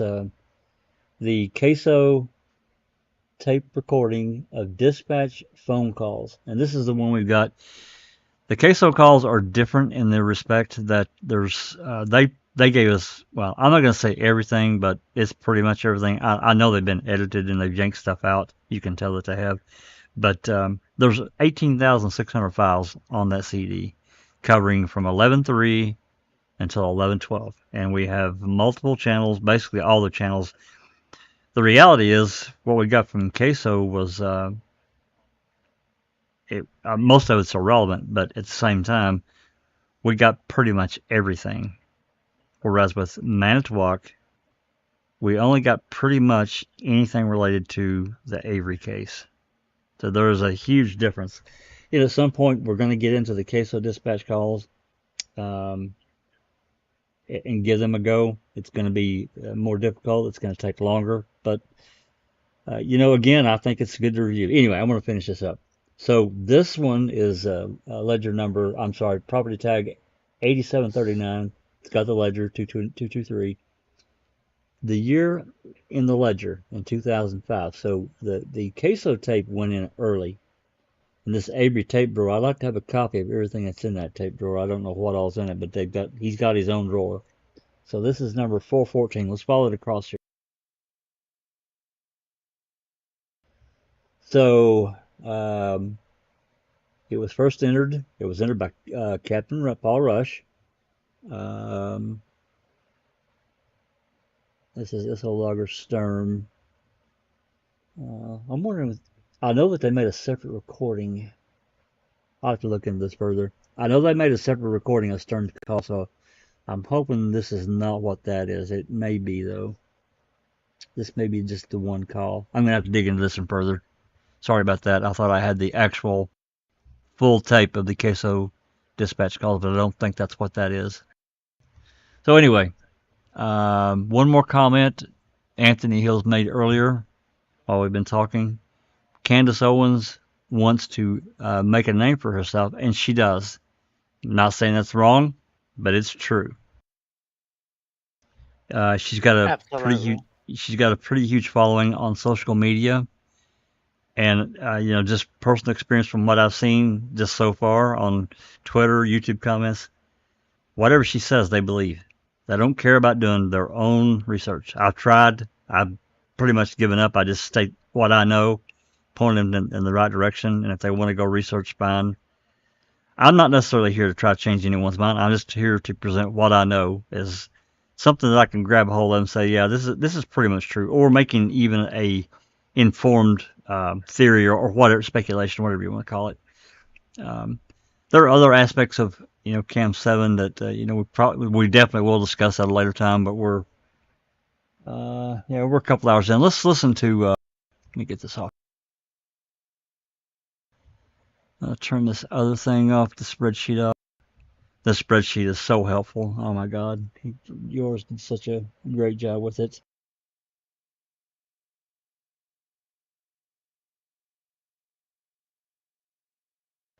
Okay, there we go. Now let me get on this other page. I'm going to pick up basically, are there any other questions, Susan or Alice, anyone that, we can get to right quick before we start with the call? I don't recall any other ones to bring up.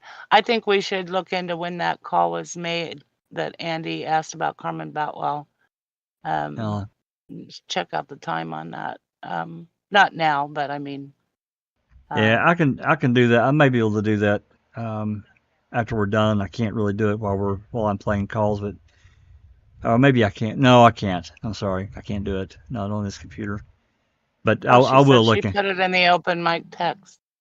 Okay, yeah. That call may even be in the key calls. I can't remember if me or yours put that one in there or not. But we'll find it and find out when that time was. It is in key calls. She put it there. Okay, she linked it. That give you the date and time as to when it was right there then? It has the date. It doesn't say the time. Oh. It's November 3rd.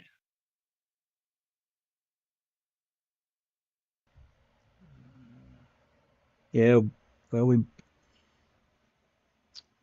I don't know if this call, I don't remember if it's in this batch of the 2022 calls or not, or if this is from the first batch. The first batch that Ricky got, they were just labeled track 1, track 2, track 3, blah, blah, blah. And we didn't have any of the metadata, so we couldn't tell exactly what time calls came in. We just, the assumption is that they're in some kind of order for line 4201 and 4202, starting from beginning and moving forward. That's really the best we could do. I mean, we could line some stuff up with reports, but it'd been better to have had them labeled like the 2022 calls. Many of those are labeled with the date and time. So anyway, okay, I'll try to find a time for that specific call if I can. I don't know that we have it. Anyway, let's get to this right here. So we're starting where we left off. This is just barely over 20-minute call. And we'll get through, it looks like we can get through a few of these before we get out of here for the night.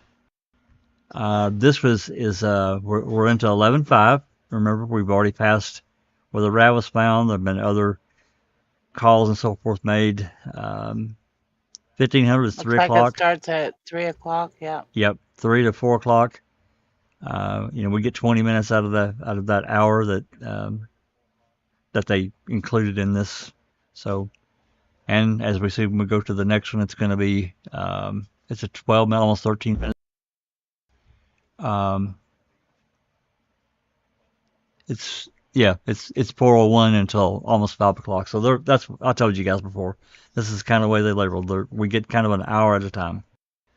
So let's take a listen. If you're in Discord, you're gonna have to mute Discord and unmute YouTube to be able to hear the call. And of course, if there's any questions, put a Q in the live chat or on Discord. If you need me to stop and re-listen to something, just let me know. All right, here we go. 2193.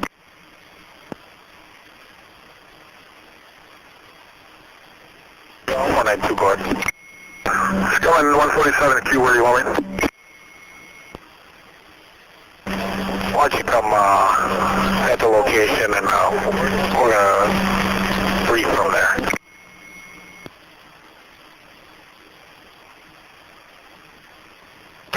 Two 278.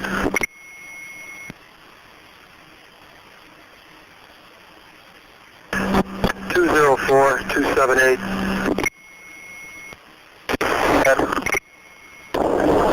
How's it going on that SW? We should have it within the next 10 or 15, hopefully. 10-4, let me know.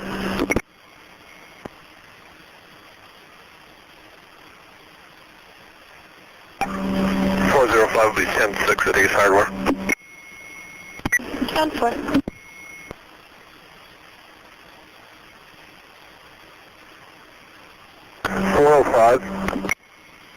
What? In addition to the rope or whatever, see if you can't get some kind of 10 pegs or something. 10-4, copy. That's so much radio terrible.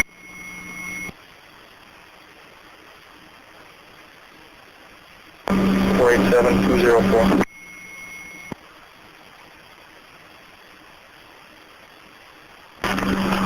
Four eight seven two 204.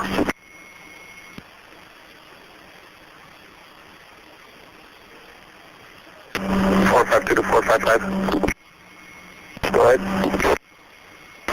Warrior 43, you're going to be relieved by Cal County. If you could bring my login phone back once you're relieved. Copy.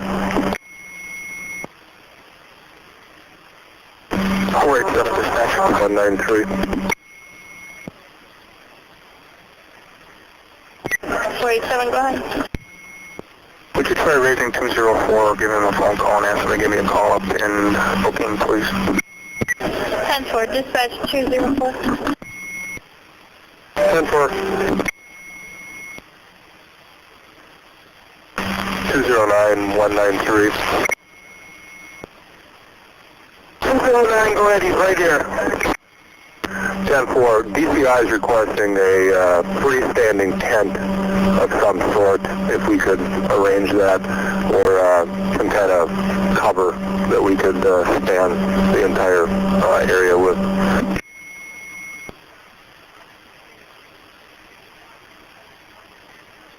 You talking about this scene? 10-4.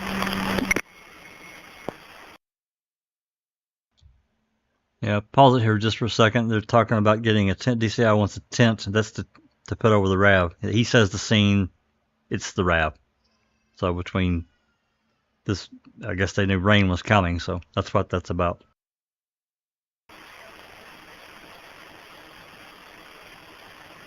Dennis, is there a number I can reach at? 973-7424, 973-7424.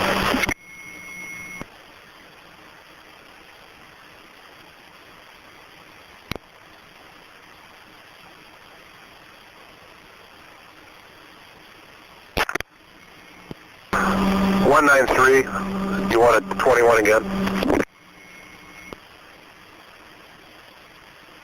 10-4.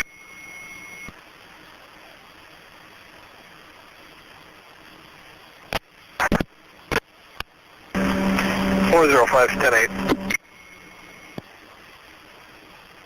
10-4.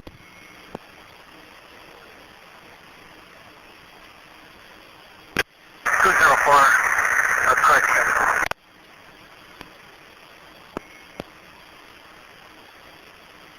204 to 209.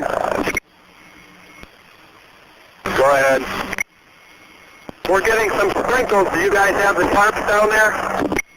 Yeah, we're tarping it right now until we can get something better. 10-4, we're trying to get something better. We're working on it.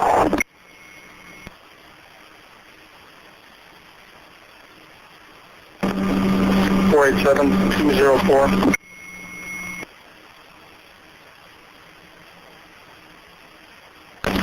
487-204.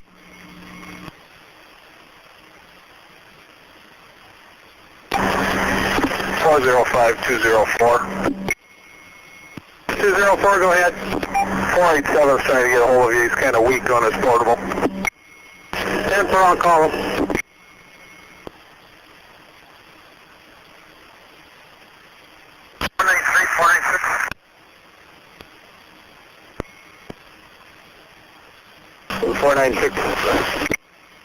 Todd, have you been replaced down there? Shortly, I can give you 21 if you need it. They're securing that vehicle with the tarps. No, that's fine. When you're done, then 499, I'll head back with you. 10-4.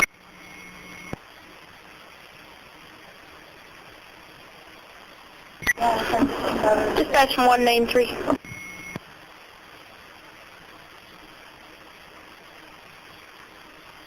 Dispatch, you're still on code.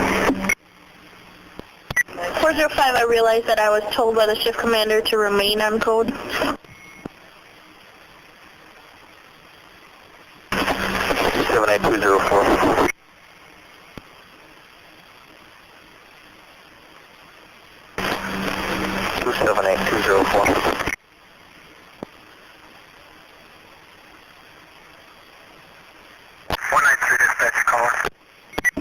Affirmative. Just received a call from one of the DNR units stating he is willing to offer ATVs. They have 2 in Mishpat if you would need them. Copy, thank you. Not at this time, but we'll see how this progresses. 10-4.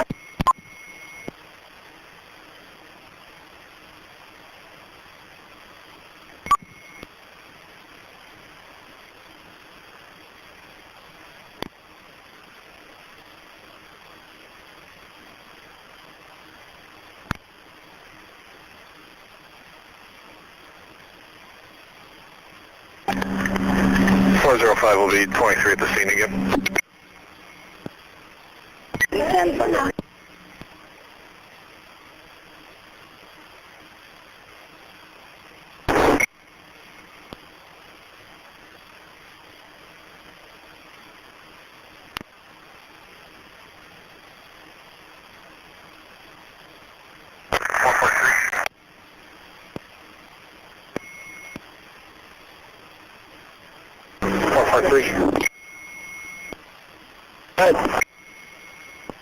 They may not need it. If not, just return back.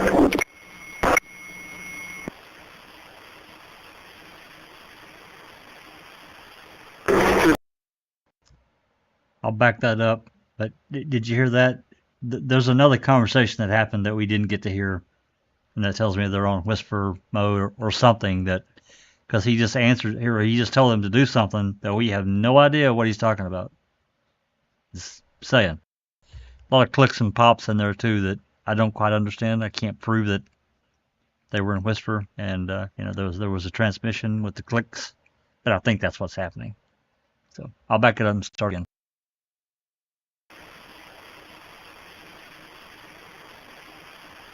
Two 204-209.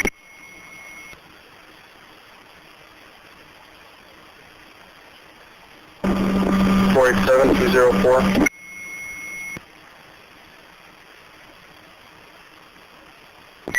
Dispatch 204.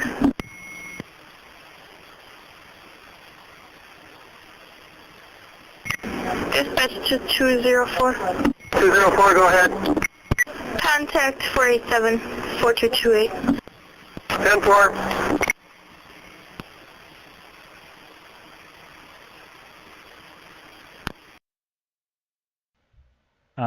I pause it one more time here. Would it be helpful if as it's going, because we don't have it up on screen, we didn't have the badge numbers when these videos were created. Would it be helpful if I mentioned who is who when they're 193 is Shatter and so forth? If I said the name, would that be helpful? Susan, Travis, anyone? It don't matter to me. Okay, well that way you know who's radioing who. I'll try to do it in a non-interfering way. Didn't you have a list of them, Jack, that you put up It's before? Jinx. Yeah, it's Jinx. I did put that up on that last video I created in relation to what this bombshell ma'am had in episode 4, whatever the hell it was. The missing 15 seconds. I'll release that video today. Oh, okay. Showing that there was far more to that call than what they're trying to imply. All right. So yeah, I did put up a few, but it's not the whole list. It's Jinx's list, and I would never do it without her permission. She did give me permission to use that for that purpose. So okay. But yeah, it's helpful because I don't know them by heart. I don't either. I know a few, but I don't know all of them. So I'll try to call these out as I can when we hear them, and hopefully it's not too If it's too much interference, just let me know. I'll back it up, and we'll back it up one click, and we'll keep going.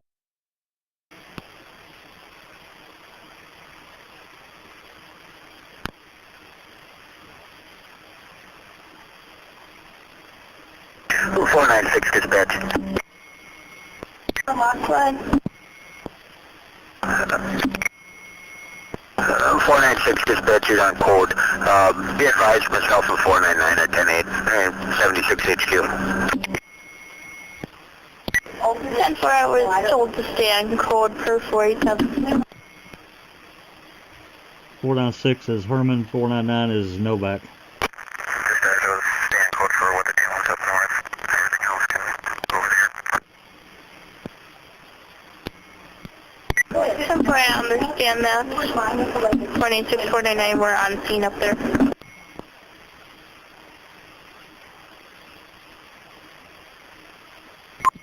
Dispatch 487. Go ahead. Do you need to speak with 432? 10-4. 432 is Colburn. Go ahead, transfer to 4228.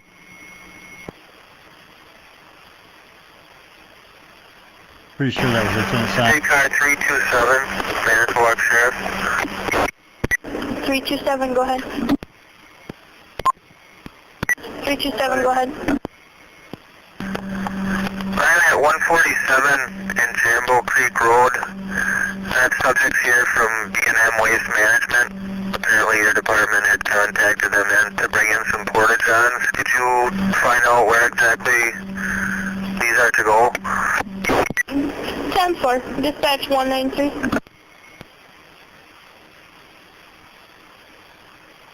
496 dispatch. Go ahead. They'll want those by the command center on Avery Road if you want to, they can meet up with security there. 10-4, take care 327, did you copy? I did. Just want to let whoever's at Avery Road know they're coming. 10-4, dispatch 492. 492 is Sergeant Belkey. Dispatch to 492. 327 is a Wisconsin State Trooper. Are you security on Avery? I'm here, affirmative. 10-4, did you copy that the porta-johns are coming? Copy. 10-4. Yeah, 327 is a Wisconsin State Trooper. I don't have the name's not on here. State 370 to Manitowoc Command Post on your channel.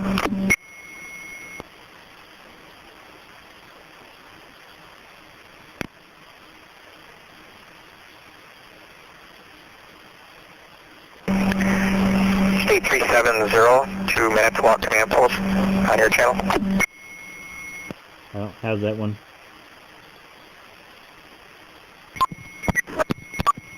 Dispatch 193, Cohen.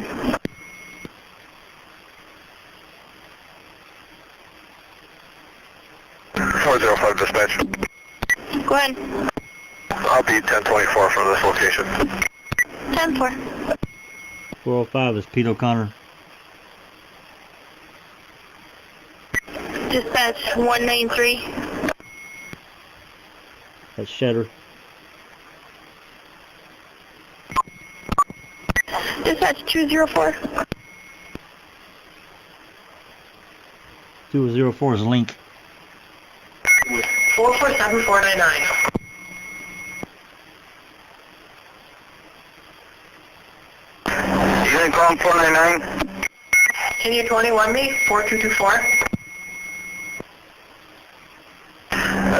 Can you go to regular frequency? You're real weak on code. I can't copy anything. Sorry, I thought I was on regular frequency. Can you give me a 21? Where at? 4224.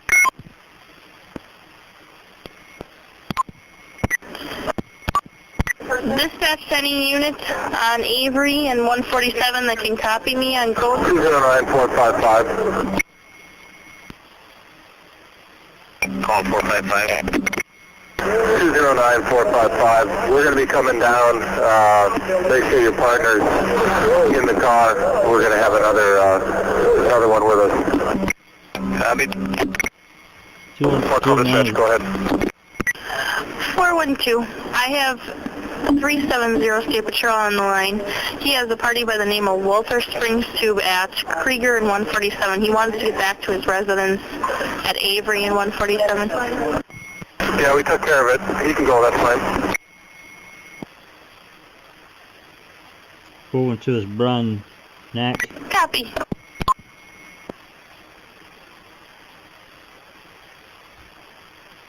Two and 9 is Jacobs. 487193.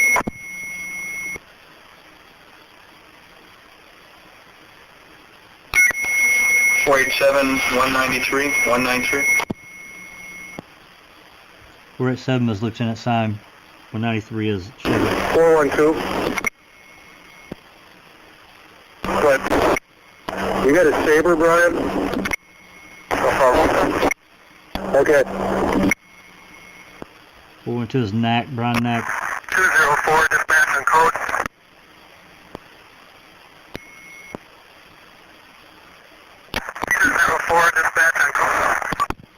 That's Link. We need log that we are starting a search warrant at this time. Copy. 447412. Good. Can you give me 21 and 4224?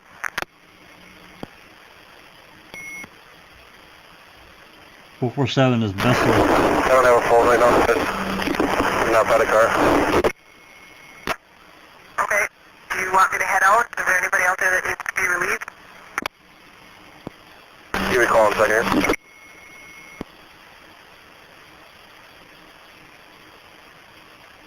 487-412. Good. Could you recall shift commander's office? I need to talk to you.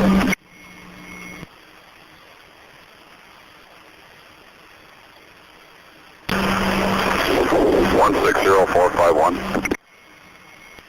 451. Just for your 43, later on we'll need that vehicle to move this equipment. Just wanted to advise you on that. I'm not sure what time, but later on we'll need it. So before, if you leave the scene, talk to me first. Copy. 160 is Ron Schmidt. Or Schmidt. Yes. I have Charlie on the line for you. 412-193. Go ahead. Up from the sheriff, we have a locked door here. Do you want it opened or kicked open, or what do you want? Stand by. Did y'all hear that? There's the Avery residence. It's got a locked door. Do you want it kicked open or what? I'll play it again.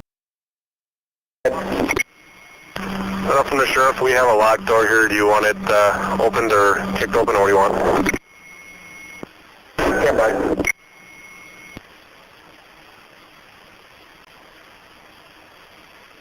Dispatch, go ahead and transfer him back to me.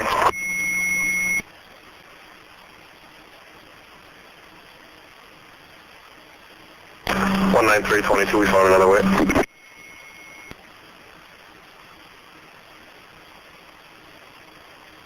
Oh, 12. 22, we found another way. 487193. Unit call on 193. 487, can you give me a call in the shift commander's office, please?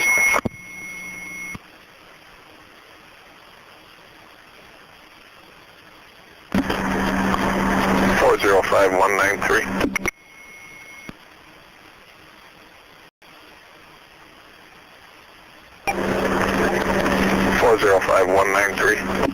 That's Pete O'Connor calling for Shetter. 496-499-42.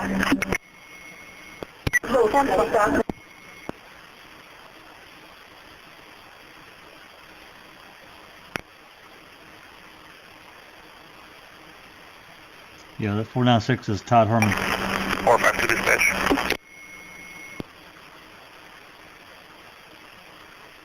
452 is Jason. As of 15:51 hours, 451 relieved me of my duties. Crime scene. She'll be keeping a running log from this point forward. Sergeant Kennedy. Copy.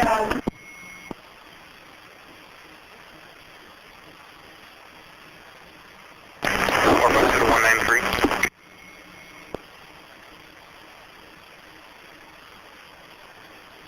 Go ahead. Did you want this vehicle here for something, or should I head in with it? I believe you can head in with it.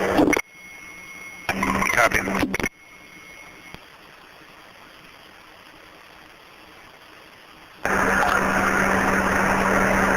405-193. Go ahead.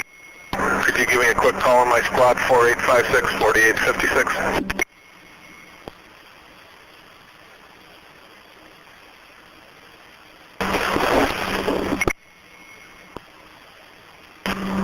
One 60451.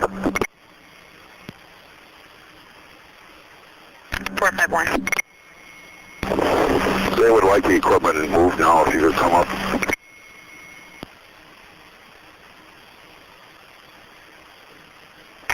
One of them will have to relieve me. Stand by. 160 is Shimmick, and 451 is Melia Praying. All right, we're off to the. We're gonna start another call here. Hold on. I'll pause it before we start. A little bit of interesting things in that one.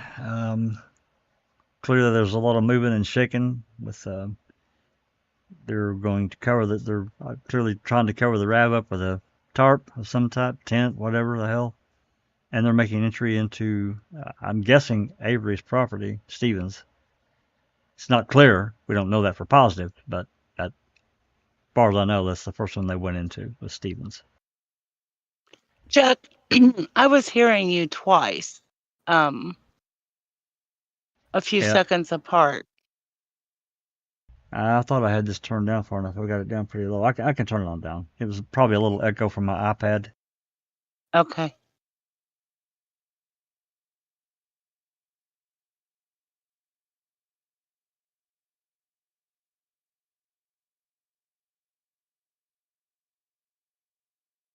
Okay, I've got it muted now, so you won't hear me anymore. Any questions? Any other commentary? I can't really. Let me hold on a second.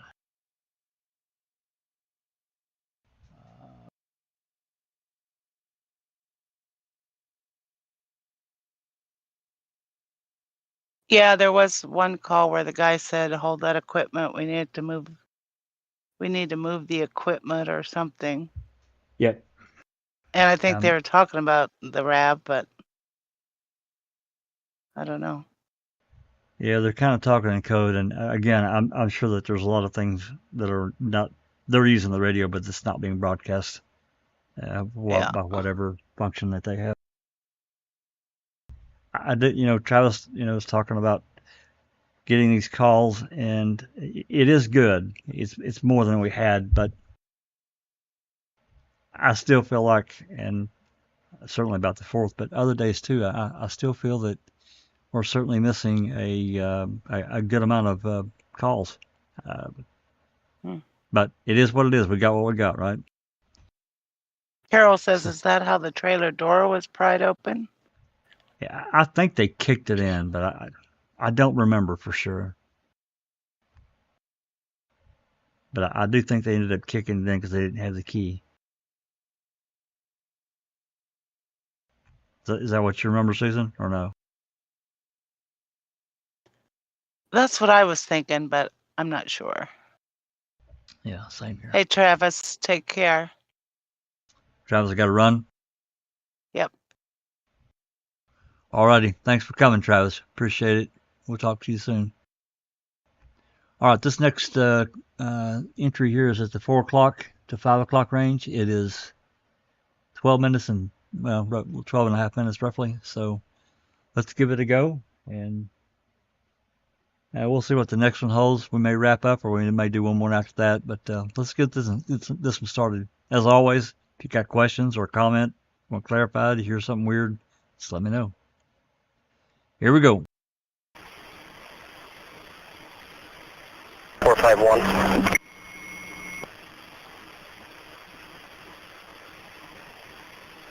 John.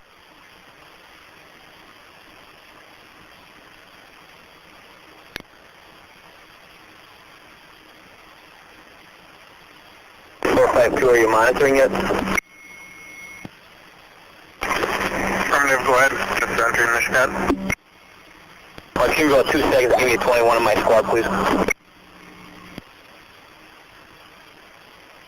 Copy.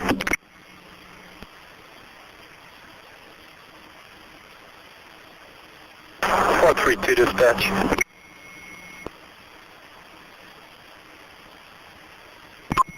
Go ahead. 1041, B76 an apartment to pick up some documentation. 10-4. 432 is 447, 41, 6, correction, 45, 41, 45. 447 is Bessler. 405, 447. Go ahead. I'm on the north side of the city if you want this squad. Yes, I would like to have that squad. You might as well meet me at the north pump. 10-4. 405 is 432, 499. 193. 432, 499, 142. Colburn to Novak. 432 is Colburn. 499 to Novak.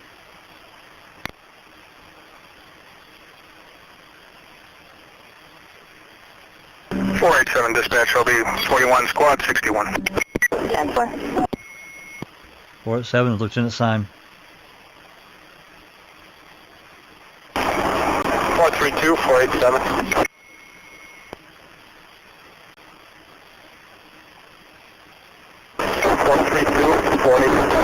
487. 432, I'm on the phone. Could you hold, please? Just checking if you still need me. 499, 142, that's who you told me to relieve. 10-4, 487, 193. That was Colburn to Syme. 209, 193.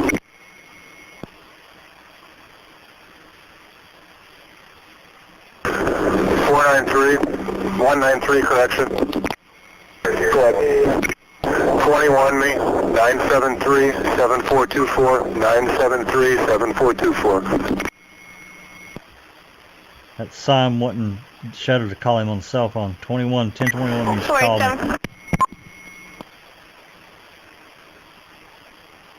Go ahead. Can you take a 21 from NBC? In about 30 seconds. 487, 412.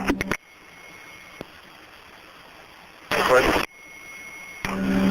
I had 432 come up for security. Do you have a use for him? I was told that we were going to need some for buildings. You have a call by the command post. 432, can you head to the command post? Copy. I'm going to report to the department first and grab a school vehicle. 10-4. Dispatch, go ahead with the phone call. That was Syme, Knack, and Colburn talking. 160409. Stand by. 10-4. 160 is Shimmick. 09 again is Anybody 15 to Detective Remiker.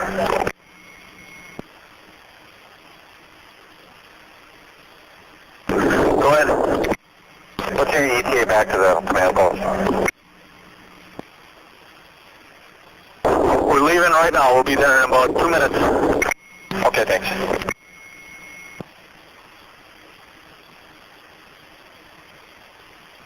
405 dispatch. Go ahead.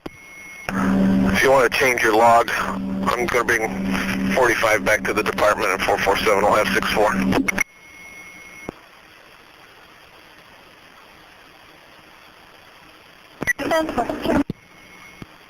Is O'Connor saying Buster's going to have his car? 487, the unit was calling before on phone. Go ahead and call me now. I'm off the line.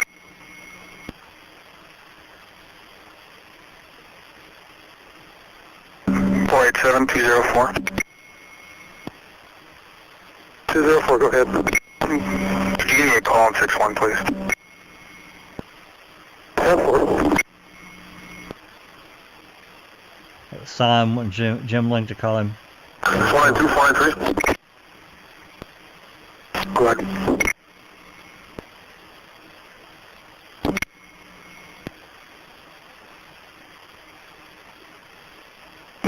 Go ahead. First thing is Greg, requesting your presence at the command post here, and the fire department personnel wants to know if you need them to come.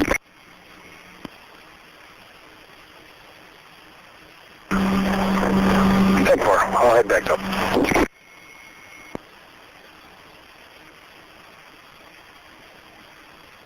45 to dispatch, 1042. 10-4. 452 is Orth. 405, 1042. 10-4.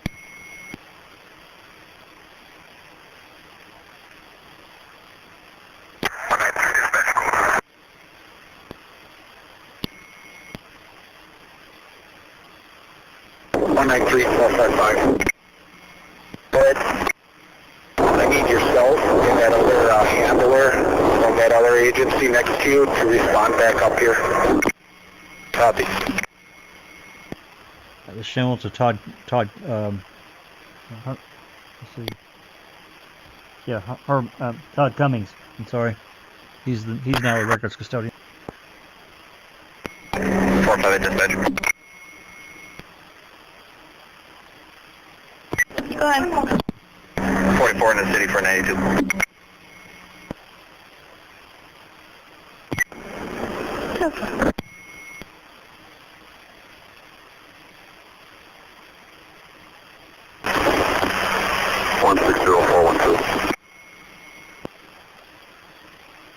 Go ahead.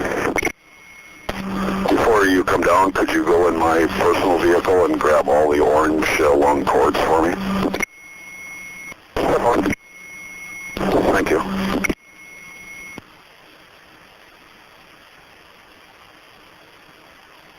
The yellow, orange, and white, or just the orange? Yeah, just grab what you can. We can always bring some back if we need some backup there.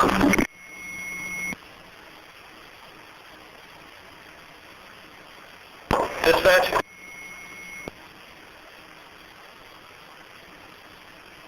Yes. Could I get the incident number for Avery? 8844, 8844. We have lemon heads in here if you want any. Okay, we'll keep it in mind.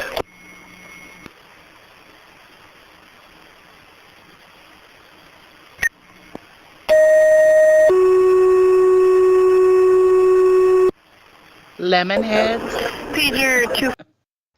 Yeah, I don't know what those are. Some kind of regional thing, I guess. 25021 dispatch. 25021 dispatch. It's Candy. Oh, 47 dispatch, 1092. 10-4.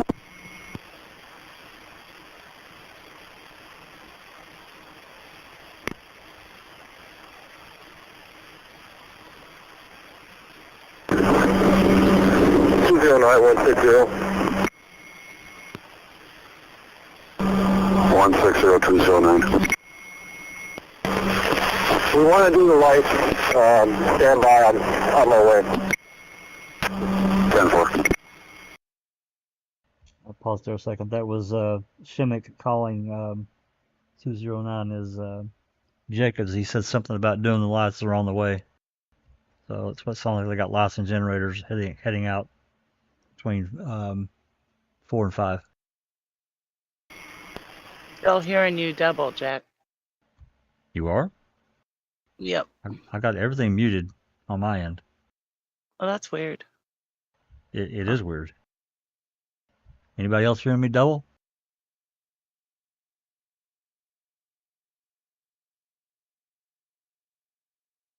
I'm not. You're not, Cherie? No. Oh, huh. No, That's weird. no.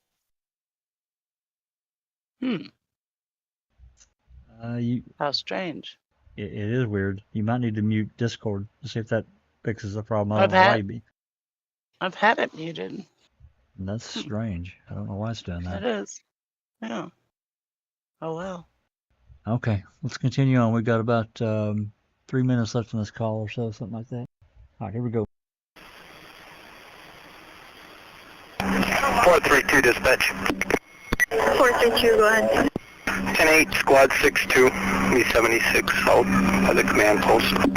10-4.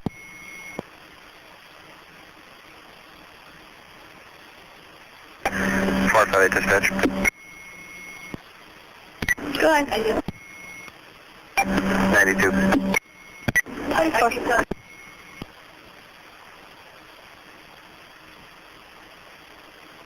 160, can you see my flashlight? If you're up on top, negative. Affirmative. Pull over to my location. This would be about equal distance to where we want the generator and the lights. 10-4. 492-432. Right.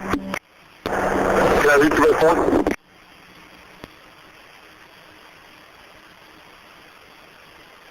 Affirmative, 6-2.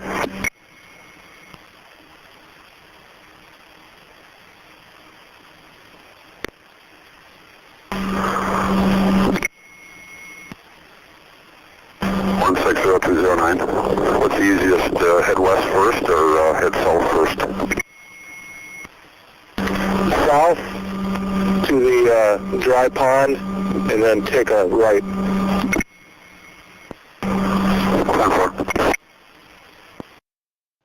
So he's giving him directions where to bring the lights and the generator because we know they lit up the RAV with the lights and generator.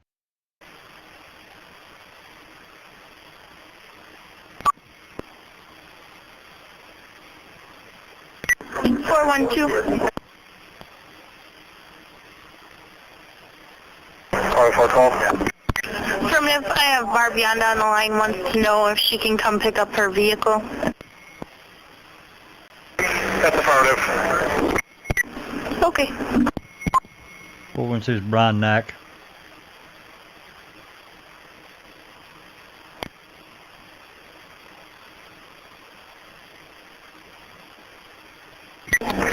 Dispatch, I'm 10-8. 10-4. Did he say Dispatch affirmative? 7-4. Yeah, he said affirmative. Yeah. Sound like the dispatcher said I have Barb wants to come pick up her vehicle.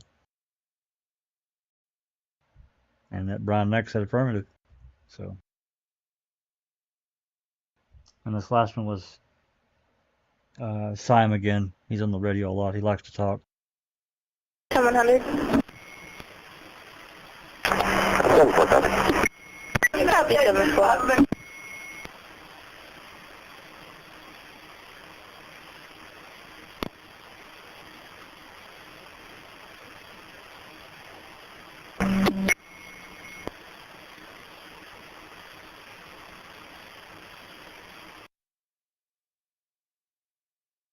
Okay, let's end that one. Let's see what we got here. This is a 20-minute call. It's going on 9. I'll leave it up to you guys if you want to play one more or if you want to end it here. I'm good either way.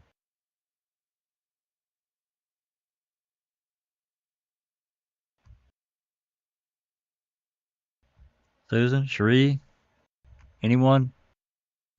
7:44. How long is the call? This one is 19 minutes and 47 seconds, so probably about 19 minutes and a half, something like that by the time the ending comes. Yeah, I think we should do one more. Yeah, one more. Sure. Alrighty.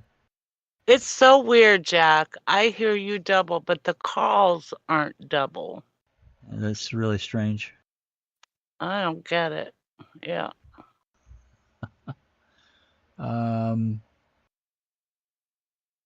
Yeah, I don't know what to suggest for you to do. I mean, the only thing I would know to do is to disconnect from Discord and then reconnect, but I don't know that would fix the problem. It's okay. I'll listen to you twice. Okay, all right. Okay, we're moving into the 5 o'clock to 5:59 range. We get 20 minutes of whatever was captured there. So let's get it on. A152, Detective Remiker.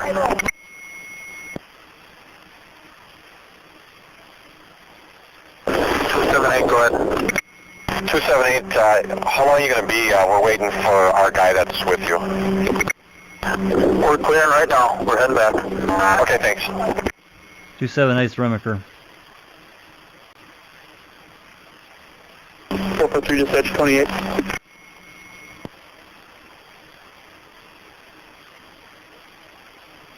Go ahead. Wisconsin truck, FC boy 17351. FC boy 17351. Let me know who it comes back to.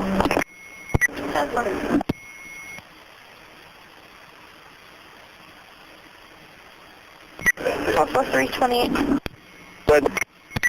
87 GMC expires 12:05 to Earl Avery. 6904 YM.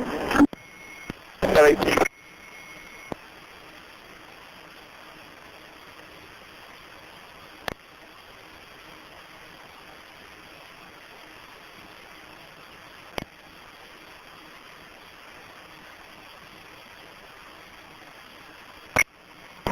Have a dispatch.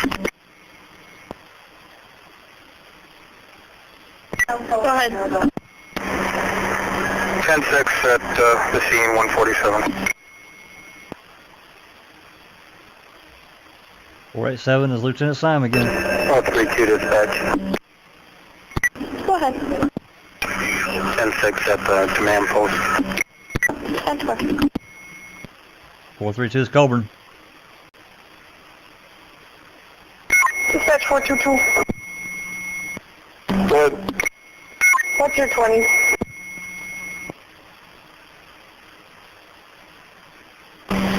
City, about to go 92. Oh yeah. Can you start heading down the interstate I-43? I just got a call from the subject that struck a deer, told them about their vehicle. However, they have no idea where they are. They don't know if they've gotten to Cleveland or not.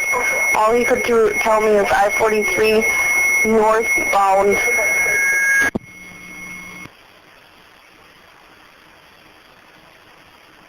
Okay. He believed he was north of Sheboygan somewhere, but wasn't sure how far north.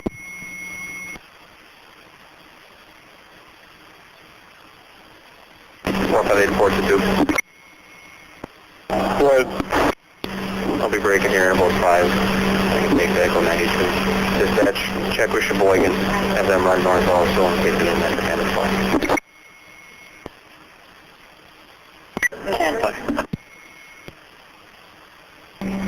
458, dispatch, I'll be 92. 10-4.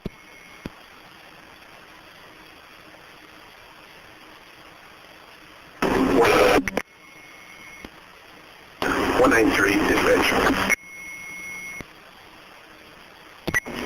193, go ahead.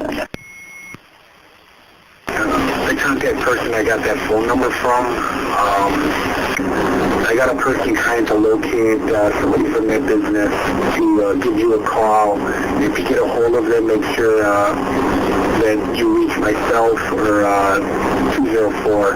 Just need to get some information from them. So somebody calls in from that business advice.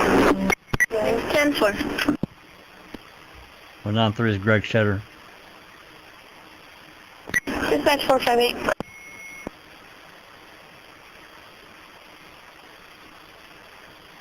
Dispatch 458. 458's Hartwood. 458, just for your 43. I did get a car versus deer, I-43, mile marker 144 northbound. Unknown if this may be the same one. Caller from the other one was calling, stated he was in a Cavalier. This other one didn't get a vehicle description, anonymous complaint. 10-4.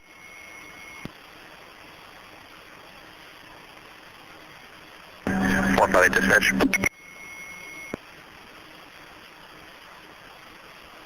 458, go ahead. Italy, 69. 10-4. Dispatch 193.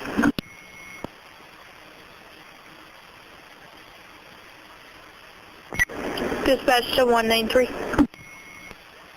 One of them, go ahead. He's standing right here. Can I patch the 21 he's expecting out?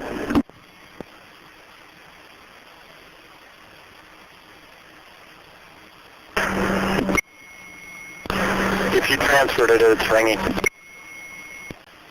10-4, I did.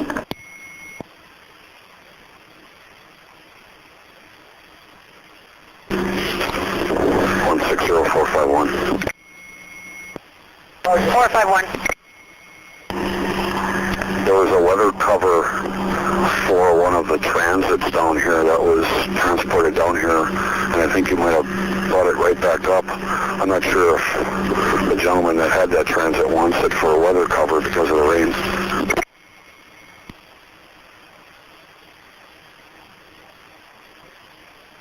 One 60, they're passing it on now. 10-4.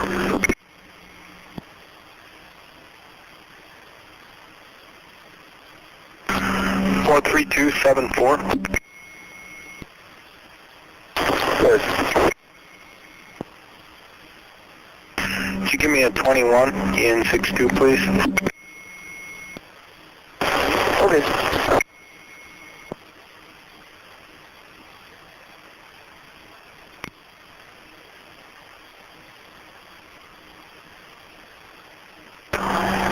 One 60451.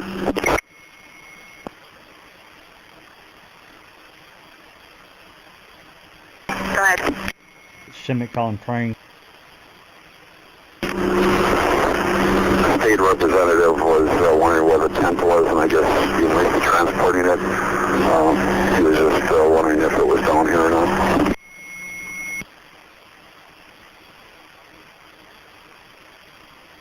It's not down by you? Not down by the flooded area. Apparently it was going to be erected prior to that, and I didn't know if you were aware of that or not, or if you knew about it.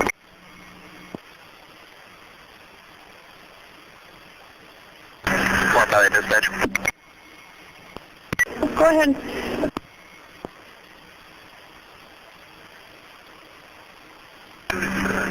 Yeah, with a vehicle northbound south of Carson's Lake, Michigan 28, 098106, 098106, showing state-owned Michigan.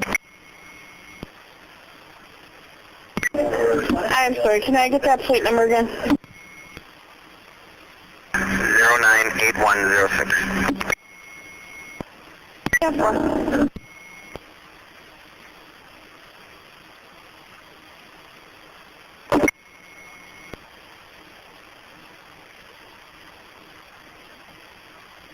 Dispatch.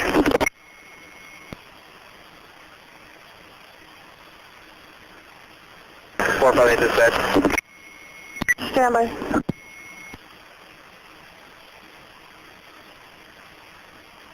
Four 458, go ahead. Close control for 1, front end damage. closest record for 110-4.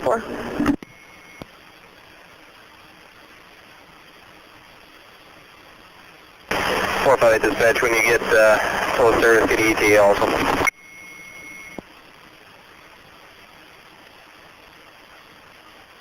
Okay.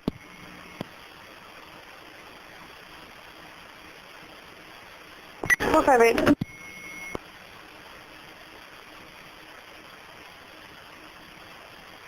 Go ahead. Highway 42, 15 minutes. Copy. Michigan 27 when ready. 458 is Hartwood.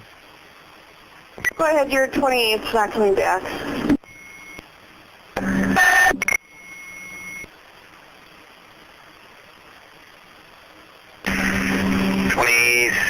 Michigan, last name Zebra, Henry, Adam, Nora, George. First name Queen, Ida, Nora, George, Henry, Ocean, Nora, George. No middle initial, male, 112364, 112364.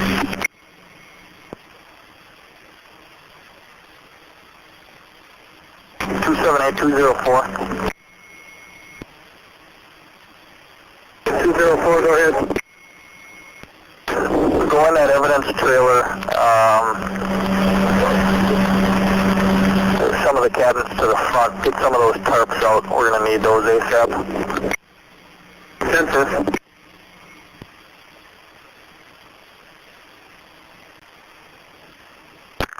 I'm right here. I can get them. Dispatch 458. Go ahead. 458, are there more than one passenger in that vehicle? 4. 10-4. We did get a second call, but at mile marker 144 also. I'm believing it's one and the same. So when you clear, you could just go through yourself. 10-4. Pause here. We're about halfway through. Pretty sure. I don't know if Duke is still around in the chat or not. But I think this is the call. I made a clip. You can hear the dogs in the background barking, the cadaver dogs or whatever. And it's coming up, starting up. If I remember, it's right around the 12-minute mark. Just listen in the background. I'm sure I'll stop at least once when we hear this. It happens at least twice. It may be 3 times. I can't remember, but you can hear them clearly. Barking. Any questions? Scooby had to go.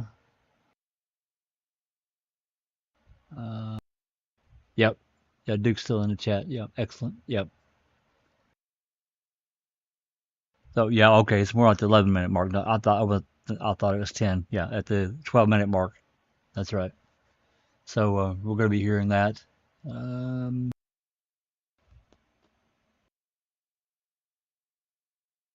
Well, that's all I can say. So, all right, let's continue on. Also, no record on that 27 either. Alright, copy DL number, Michigan. Go ahead.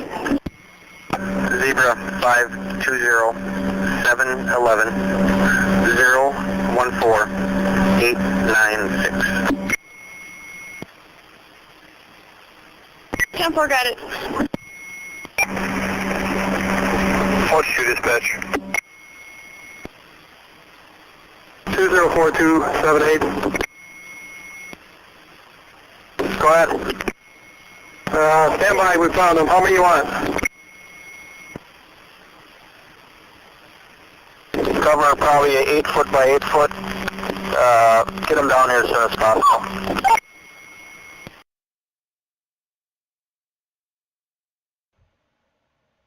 Did everyone hear that?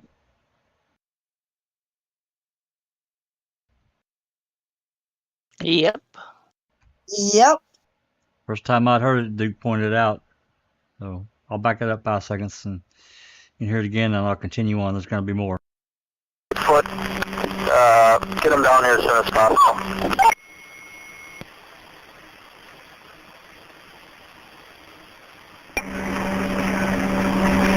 dispatch. 422. Wait 10-8, I'll check that other area you gave out. 10-4, 422, thanks. Dispatch 432. I'm going to pause that because this is one of the rare times we hear 422. That is Sean Littlefield. I think that's the first time I've ever really paid attention to that name. Sean Littlefield. MTSO. I'll back up 5 seconds and continue. You gave out. 10-4, 422, thanks. Dispatch 432. Go ahead. I have Reserve Deputy Garceau on the line, saying he can be there in 15 minutes. Okay, when he gets in, just have him give me a 21. 432 is Coburn. 4-5 dispatch 20 per VIN.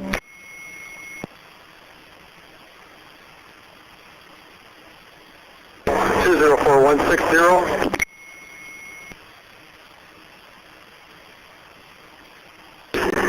160204. Everything okay down there? Yeah, everything is steady and no complaints. 10-4, if you need anything, let me know.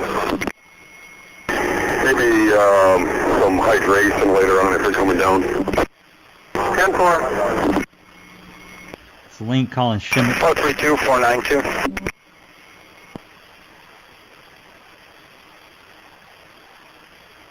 Go ahead.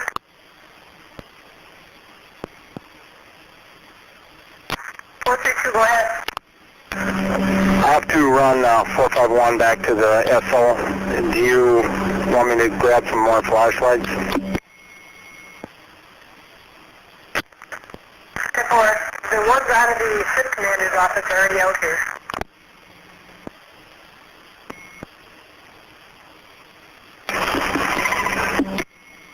Okay, copy. 4-5 dispatch 28 by then. 458, can you stand by 1 moment?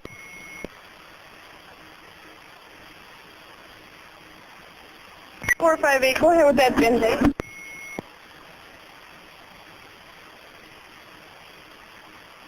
458. Ben, out of Michigan, 1, F rank, A Adam, F rank, P Paul, 53, 253, G George, 1, 555, 16.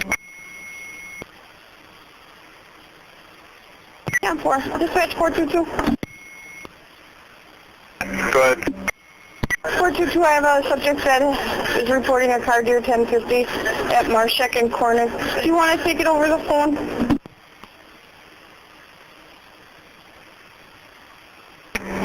10-4.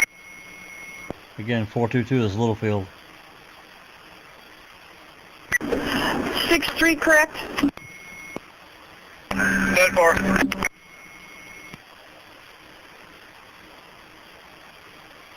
47 dispatch, what is the staffing for the night shift? Number of officers.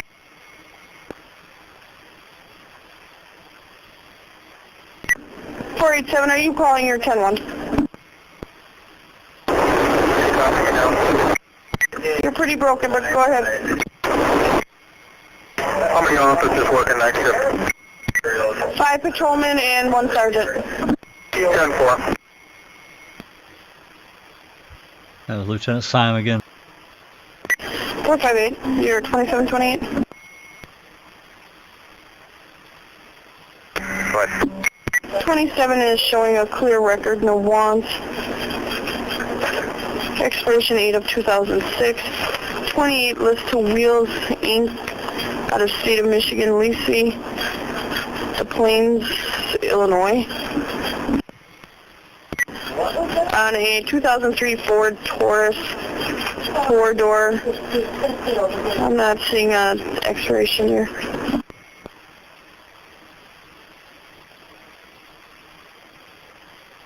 Got it. Ready to copy document.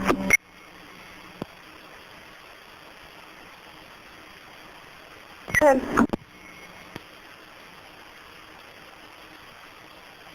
722-9921. 722-9921. 10-4.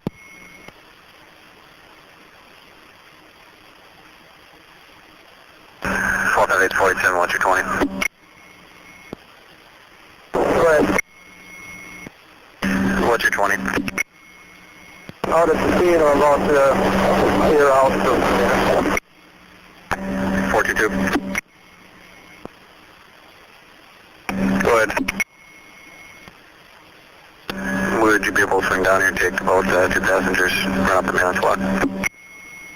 10-4, I'm headed down that way and just getting some information. 10-4.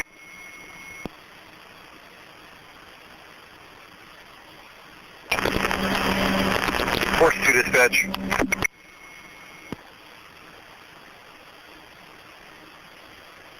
Four 2-2, go ahead. Can I get the case number for this crash? 8885.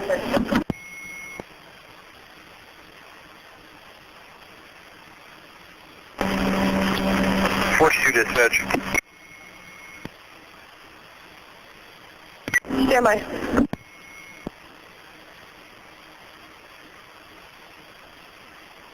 Profile dispatch, incident number of times.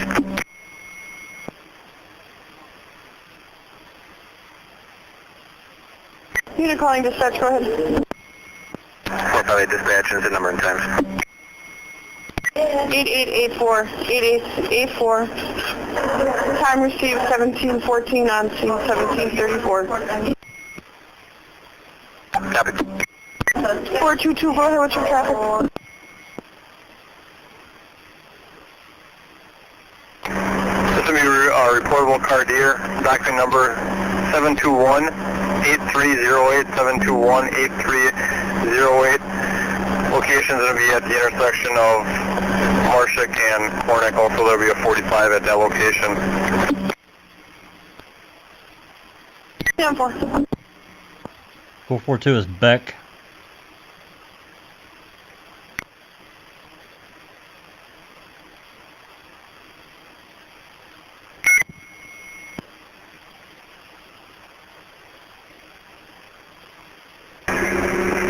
Zone 458. 10-4.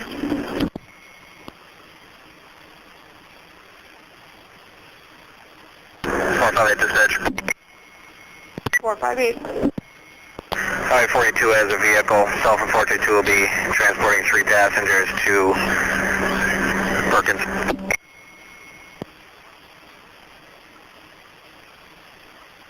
10-4. 458 was Hartwood.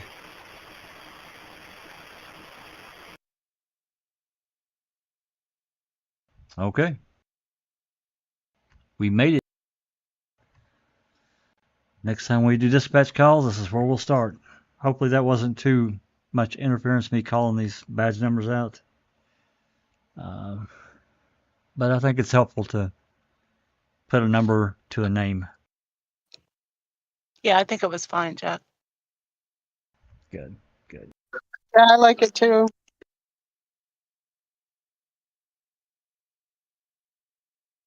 I mean, there's a couple voices I can recognize, but most of them I don't.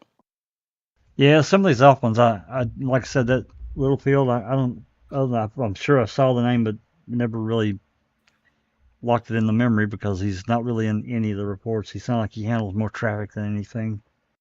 Yeah, So I didn't recognize that either. Yeah. So really good talking. Remaker and Colburn and, you know. Yeah. Recognize those. And of course, Simon, you know, he loves to talk, but he can't say anything. Yeah.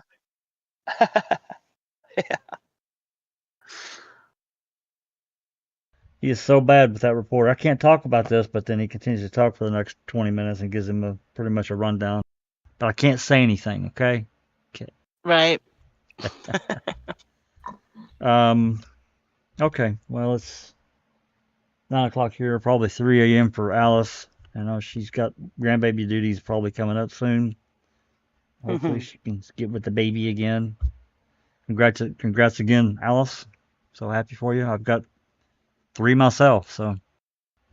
Thanks. Sherry Lynn had her 8th grandbaby today. Ooh, Lord have Yeah, mercy. She's seen that. experienced. I was like, wow. Congratulations to her. Yeah. Yeah, congratulations, Sherry Lynn. Yeah. Yeah, I've got family coming through from Glasgow who's coming through to see Ozzy, so I'll get to see him an extra couple of days this week, so Well, which that's is sweet. fantastic. Nice. Absolutely. Lots of photos and lots of playing. Oh yeah, definitely, and lots of peeing on me as well. So Well, probably, yeah. The cuddles make up for it. they certainly do, Susan. They certainly do. Yeah. Get that turned off. Well, we had a good conversation about Cam. I apologize for not having any clips ready. I want to get. There's probably 4 or 5 clips out of episode 7. I definitely want to get clipped. Not very long, nothing extremely long. Just things that they did. There's so many segments in there. They went after Brendan. They went after making a murder.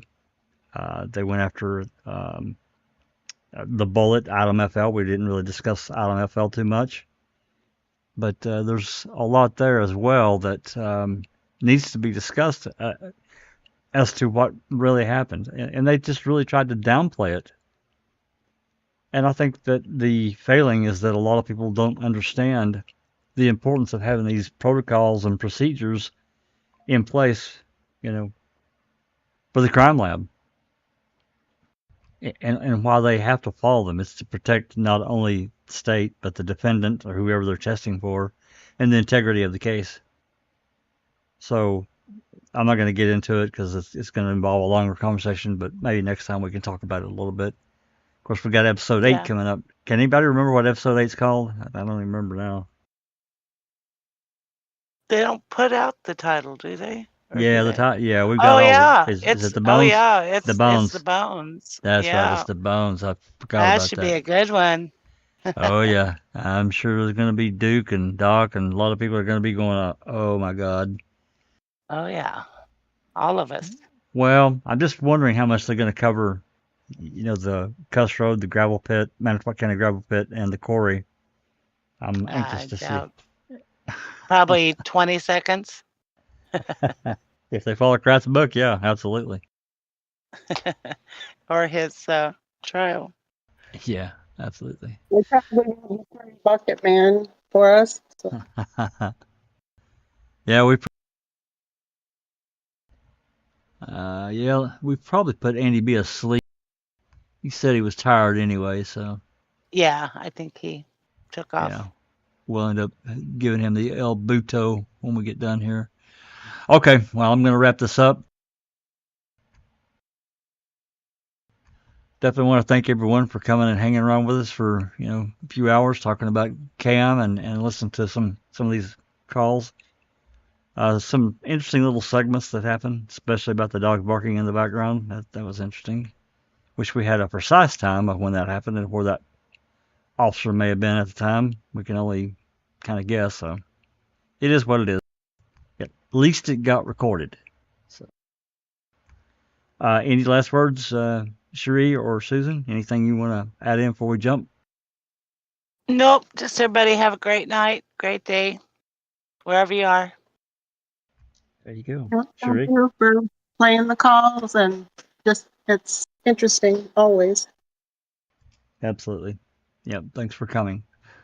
Alrighty, I'm going to get out of here. And with that said, I'm going to say it's been a Foul Play production.